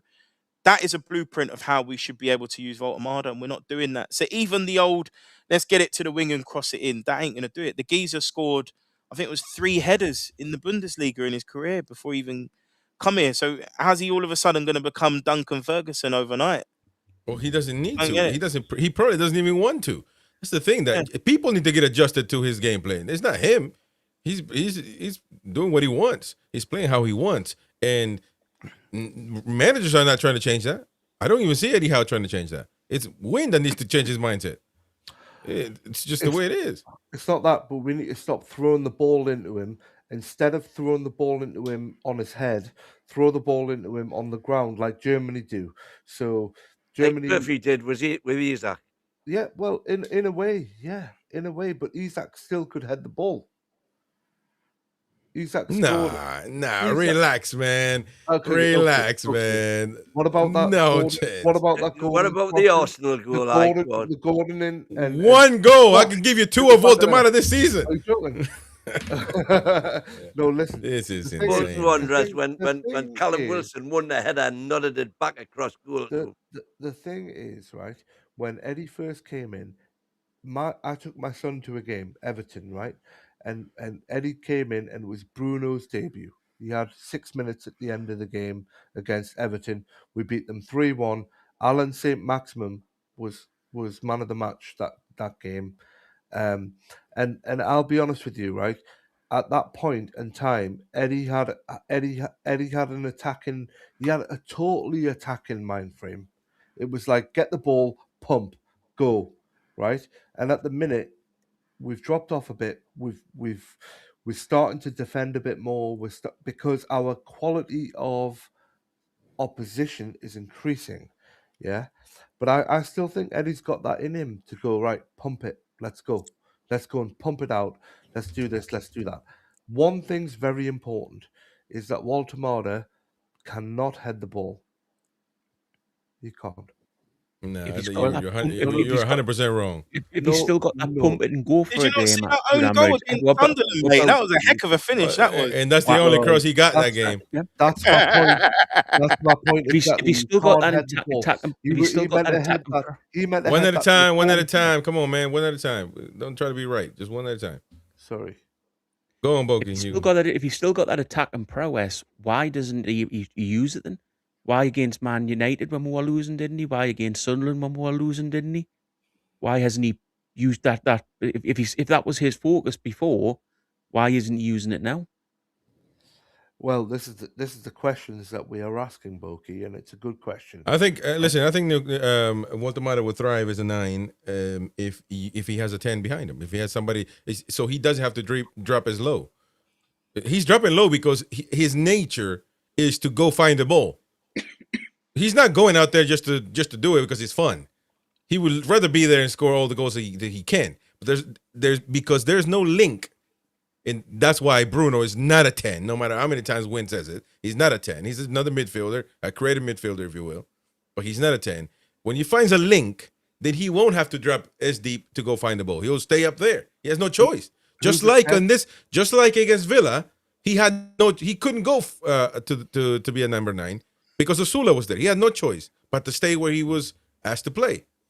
And until Osula came off, and then he went up to the box and he ended up scoring. It's that simple. But you got to make those adjustments, man. Who's the 10, Chris? Well, he got the toe poke in because Osula won the ball. Osula wasn't even on the pitch. What are you on about? That's poor. That's really poor from him. Who's the 10? We'll ignore that one from Wynn. We'll ignore that one, man. Because Gordon came off, Osula came off for Gordon Wynn, and Gordon was present at the end. Barnes, Harvey Barnes is the 10. Harvey Barnes is a 10, actually. You know, he just plays winger because he has to. Harvey Barnes is a 10. Put him behind. Such a creative guy, man. Even Ramsey, I think. If you need to, I'd rather have Harvey Barnes though, because he's proper with the shot and he's got everything else going. You know, but I'm saying, but these are the. To be honest, I don't understand. I don't think that I'm inventing anything amazing here to get rich. I just literally see something that's obvious, and I don't know why we don't try it. We tried it against Villa and it worked. I mean, I really don't understand how this is so difficult to understand, to be fair. I think that would bring a lot of balance. Even if we did a 4-4-1-1, you can still have Gordon on his favoured left side, and you can have Barnes centrally behind Voltemada. That could work. Big man, little man. Like you said, you've got someone with a shot from a central area. Him and Gordon can even alternate. It will bring more balance to the team, and you get the 4 in midfield instead of the 3. Because for me, the 3 still don't work, in my opinion. Mm-hmm. Yeah. No, that's an interesting point there. Marco says, Marco, it's been a long time, man. We haven't heard you call us in a long time. Hope you're doing well. All the way from Walker. I've seen how shout out of Walter Marder to get in the box, and Walter Marder put his arms in the air. Walter Marder wants to be Walter Messi, not Alan Shearer. Well, nothing wrong with that, to be honest, if you actually want to be objective about it. Not the matter with that. But how often do we see that gesture? Infuriating. If when you talk, so now you're making something up. You're trying to make up that Eddie Howe is upset with Walter Marder's play. Well, it's Walter Marder gets upset with everybody else's play, I think. Well, he's got a right to be. Got a right to be. The dude ain't getting no balls. Get in and do the job. He's getting no service. What service is he going to What's he going to do? It would have been great for people listening on Dab Radio as well, doing that impression, because they all seen it. Yeah, because yeah, exactly. Because people are listening and ain't got a clue. When so think, cheers, mate. That was me flapping my arms like a big slow eagle. Okay. Wow. He was flapping. Right, his you're wings. not saying much tonight. Who? Roy. Yeah, Roy's Well, knackered, man. Come on, Roy. You talk a lot in the group chats. Well, it's almost 3 a.m. Yeah. No, I think Voltemada is more of a. He's not a 10. He's 9, and he needs a number 10 behind him. Definitely. Unbelievable. Win. Do you think that we're just all rubbish and online whingers? You know, Yeah. so or do we actually make a point? There you go. He does believe that. Show me any player similar to him who's a number 10 on any team on the planet. It doesn't exist. Matter of fact, Or in any league. And to be honest, he's unique as a number 9 anyway. He's you know. unique. I'll grant him that, and I He's love him. different, I yeah. think he's fantastic, but he's not a number 9. Well, you wouldn't tell him by the way you're speaking. Rightly says he's frightened to head the ball. Get out of here, man. See that? You see what I'm saying? What the number of balls that get hoisted upfield and into the. It's only me and you. What kind of football is that, though? That's not football. It's only me and you, Win, that can see it live. These guys don't. Guys, watch it. guys, These listen. guys don't watch it at St James's. We do. That ain't got nothing to do. No. That's sport. First of all, you barely get to the games anyway, Amri. So stop lying. You barely go to games. You just said it. Sorry. And second of all, that's rubbish because I've been in the game, and when you go to the game, you start looking everywhere else, and you're looking here, you're looking there. You don't read. You're emotional about it. I'm not saying you. If you go to the game, when you are out here watching it and actually paying attention to the game, you realize certain things and you see certain things. So stop going on about people and not watching armchair fans. You're part of the armchair fans too. They're calling other people armchair. Anyway. You guys talked about launching it long. 80%. I'll say 80% of the crosses are not suited crosses or not good enough. That's Sam For him to Allardyce connect on. football. It's either really high and he can't get it. But the point is, we sit here. I didn't get it because he jumps down. The point here Why is are we we launching sit. it long? No, Why get are we out of launching here, I don't Wayne. think- I don't No, think- you're I making think- that stuff up, man. I think making his stuff up. problem is more of timing than actually heading the ball. Well, that's 'cause, it. He couldn't time an egg. Never mind the And jump. what about trying to Yeah. close the keeper down? What's his problem? Running His full strength pelt is playing and then on the slowing- floor. and then We slowing don't down. play But he hasn't got the football, pace man. to do that, He Amrit. can't play hasn't football. got- That's the problem. He's not an Isaac. We're expecting him to do Isaac work. and he's No, not. but not even Even Isak. that- Isak Isak didn't didn't head the ball. How many crosses did we give to Isak and he scored with his head? How many? Arsenal game. Aye, that's it. That's the only one. And the other So one. what? So when Wilson why? won the ball, headed to back Why goal. do? So let me. I want to ask you a question then. Why do we scrutinize Walter Mata for not doing that, and we worshipped Isak at the time? Why? Why are we biased? Why do we lie? Why do we sensationalize everything just to be right? Why? You win and Amrit. Why? I don't understand. You got to cater to the man's game. That's not his game. It's not his game. Just because you say it doesn't mean it's right. Win. He's only scored 3 headers before signing for us. What we have to understand is under Sebastian Hoeneß, he was in a side that was playing silky football. They finished 3rd in the league and won the German Cup. So he's arrived to much fanfare. It must have been. You can't hear it. You can't hear me. No, go on. You can hear his voice. I was going to say, so it must have been an absolute shock to him when we cannot play football and we can't keep the ball. We're not able to play him through. We're not able to cut through the lines. At best, maybe Lewis Hall or Bruno are the only ones that can cut through the lines. The issue is us. We can't play football, I'm afraid. And I'm hearing about launching the ball long. Have we got Sam Allardyce in charge or what? What's wrong with long balls, like? What do you mean? That's not football, Win. That's not football. That is football. No, it's not football. Oh, Right, yes, it is. Okay, it's football. It's EFL football then.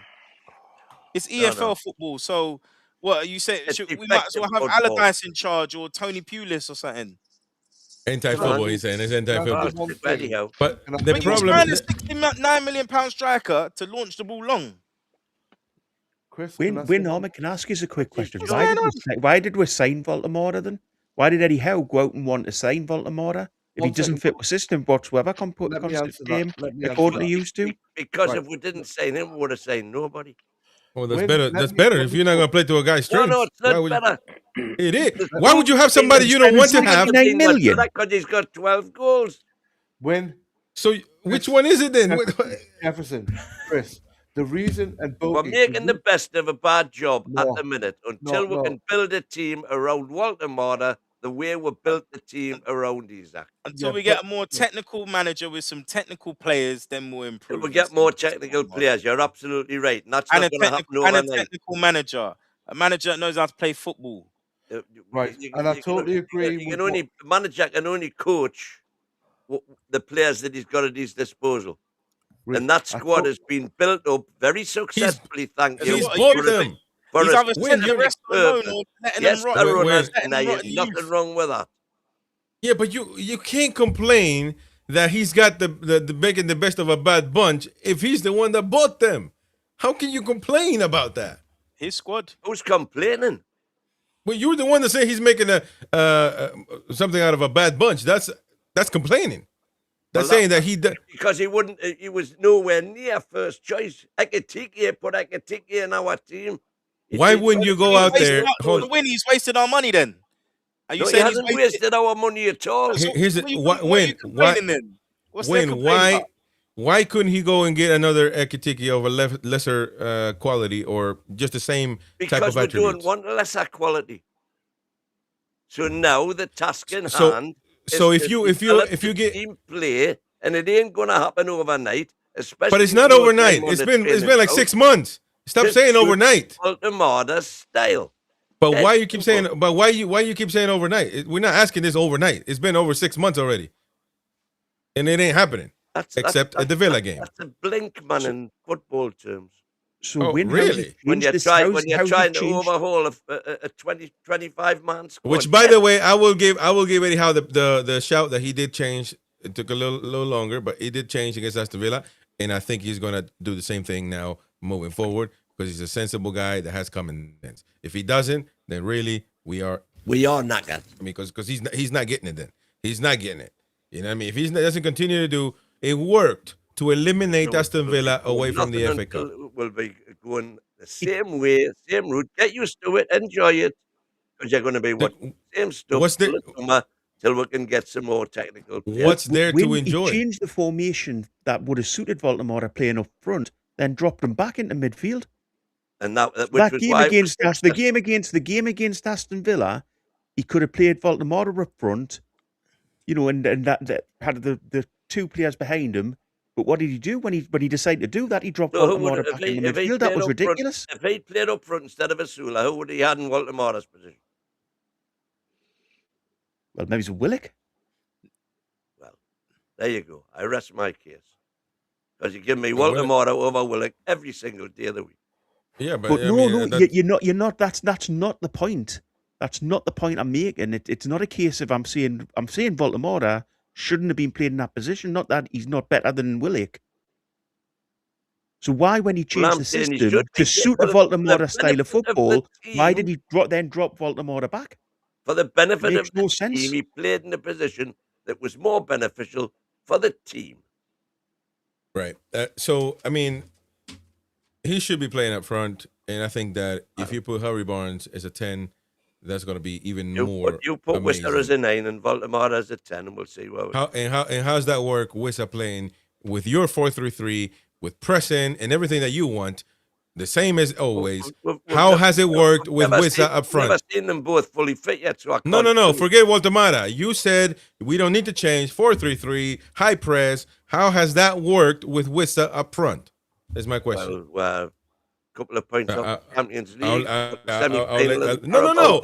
We're in the- No. the final That's not the stage. question. We're in the That's final not the stage. question. We're in That's not the final of question. FA Cup. How has it worked with 11 points Worcester? now. Round of the FA. Wissa, how has it worked with Wissa performing on the pitch with him as a center He forward hasn't been with the high performing on press? the pitch.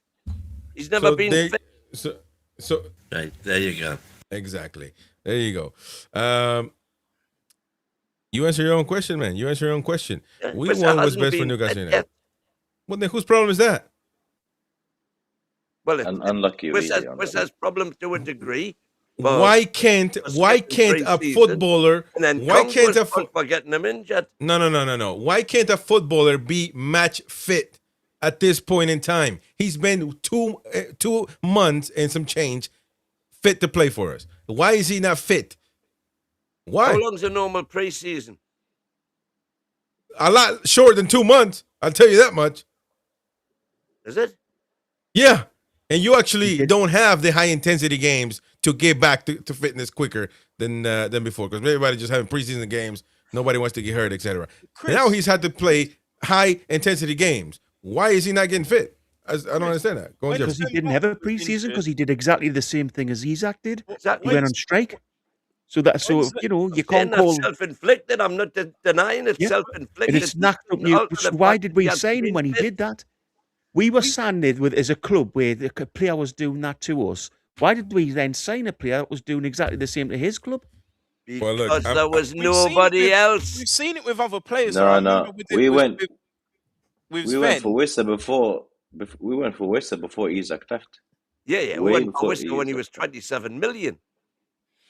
Before they sold him Buemo and put his price up to 55 million, and then we're hooting hard about paying the 55. So it had nothing. So it had nothing to do with Wissa. This was while we still thought. And that's when I will give Luke Edwards, when he came on the show and on that particular interview, and he says that's the summer that damned us up top, because he says that we should have acquired these players before, and we could have gone for Joao Pedro, and we messed around, and Chelsea went and snatched them up.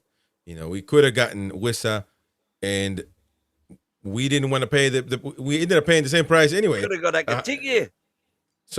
But that's another. So again, at the end of the day, the window closed.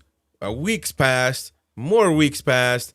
And at some point, you're going to have to get up and get over the heartache and go back to work and move on. You don't need 6 months to move on from Isaac. That's a personal choice. So if the team in charge, Eddie Howe and the lads, took this long to find a way to get over Isaac, then that's a personal problem. That shouldn't be. And if Wissa can't get 6 months to get over Isaac. No, you don't. Yes, you do. Win this is the best squad ever. This is the best squad we've ever had. Do you remember that presentation, Boki? Do you remember? Yep. Gary and Wynn's presentation. Certainly is the best squad ever. We told you. You're having a laugh, man. Come on, man. But they're a better squad that we've ever had. Nah. Well, first of all, that ain't saying much. But the late 90s. Over this squad anytime, with most of these players anyway. Well, I'll give you 14 of the except Tonali and the rest, But no, the thing DX, he says we couldn't have Joao Pedro, though he refused to live in Brighton to stay in London. Well, matter of fact, because of Luke Edwards' information, I don't know if he's right or wrong. He said that we could have gotten him way before Chelsea even entered the conversation, and to choose over between Brighton and Newcastle, he would have come to Newcastle, no doubt. So that's the information anyway. I don't know if it's true or not, but that's what's out. It was only the World Club Cup money that enabled Chelsea to buy him. Well, that's not true. That's not that's not true either, because they didn't have that money, because they didn't win the cup until he was already bought before they won the cup. Luke said his counter argument to me was that the final had already made 40-odd million. No, they knew that they were gonna win that cup, and therefore they went and did it. But the thing is, you guys don't want this, though. You guys don't want this, because truth be told, we're only in this position for 2 people. And this summer of discontent, which has affected our season, has been brought on self-inflicted by 2 people, and we know who they are. So if we had a proper director of football in place, if we had a proper director of football in place with a structured recruitment approach, we wouldn't have had the debacle of this summer. And there was one person who pushed for this unique situation to happen. They were given all the power, including their family member leading the recruitment, and they did a shit job. a Well, shit. be careful. Oh! We can't curse. We can't They curse, did man. a We can't shit. curse. All right, they did a We rubbish can't. We job. cannot curse. Sorry. Don't curse Excuse again. my French. They did a Now rubbish listen. job. Now listen. Poo-poo When it job. comes when it comes to the Luke Edwards also said I asked him a direct question. The rumor out there that Eddie Howe went upstairs and cried and wanted to either him or me. He said, I don't know where you heard that from, but that's absolutely wrong. He said that. I don't know if he's right or wrong, but he clearly denies that happening whatsoever. And Paul Mitchell just basically left is the situation. So there you go. I don't know what's right or wrong. The fact of the matter is we keep going back to that. But at the end of the day, we're here in the Champions League now. So we need to put the best team out there. We should repeat the same thing as the FA Cup. I don't know why Wayne doesn't want that. I don't understand it. We should do what's best for Newcastle United. What do I not want? You here says that we're going to get used to it. We're going to go back to the 4-3-3 and blah, blah, blah. You said that right now, not too long ago. When we've said here that we should... in Carabag, put all your meat on the grill. That's what I said. So we should do... Should we form 4-2-3-1, yes or no? I don't mean 4-2-3-1. Tomorrow. Yeah. I don't think it matters tomorrow much. That team's not that good. So even 4-3-3 will beat them. I'm positive we'll win tomorrow. No matter who he puts on, even Rasul up front and Vlachodimos on the bench will probably win. Well, I mean, I wouldn't say you just put the kids there. You know, I think that's going to be very, very. By the way, that's never happening anyway. There's such thing as putting the kids out there. It's never happened. No, not the kids. But like you can rest Gordon, you can rest. Who else have we got? Even can rest even Tonali as well. Niall says, "Let Amrit speak if he talks sense about the supporters." Because matter of fact, he doesn't believe that. Niall change because you're not carrying supporters because they're armchair fans, man. You know, but every man for himself. You say what you say. I wasn't saying that. Listen, bottom line is right. All the supporters, whether you're armchairs, whether you go to the matches, whether you don't go to the matches, it doesn't matter. We all love each other as much as we love each other. Jefferson's there. I like him. We differ. We differ sometimes. We differ. But I'll be honest with you, right? Let me be honest with you. What you and Chris. What's that sound? What Jefferson, Chris were talking about. The booze, right? man. The booze. They were talking about that, right? They were talking about one thing, and they said that the team isn't set up in the way it should be for Nick Vlachodimos. Like, as in, I was trying to say to you that Germany do well with Nick Vlachodimos. They do well because they put the ball to his feet, bang, back of the net. That I agree with you. I agree with you in that respect. I totally do agree with you. Like, there's no need to be launching balls in the box. We need to learn how Nick enjoys his football, and in a way, I totally agree with you in that respect. And yes, he's done all right for his first season, and he's gonna do well. I know he is. But we need to develop our style around him like we did with Isaac. There you go. Lovely. Right, anyway, there you go. Thank you very much, Nick everyone. Energy. Thank you, Big Nick Energy. Exactly. You just gotta. I don't understand this. This got to be the only team in history where fans argue about putting the best players or not. It's just got to be the only team in history. It's unbelievable. I don't understand it. It should be a given, right? But anyway. That's what we're here to do. Don't forget to smash the like button, subscribe to the channel. Tomorrow, Match Day Live on NUFC Talk Radio and here on the YouTube channel. Don't forget you can listen to us on DAB across Newcastle and Gateshead. You can also listen to us on your smart speaker. You can do that on the website as well. And also, of course, watch and listen live on the YouTube channel. Don't forget to subscribe. Become a member if you can. We'll see you on the next one, folks. Highway the lads.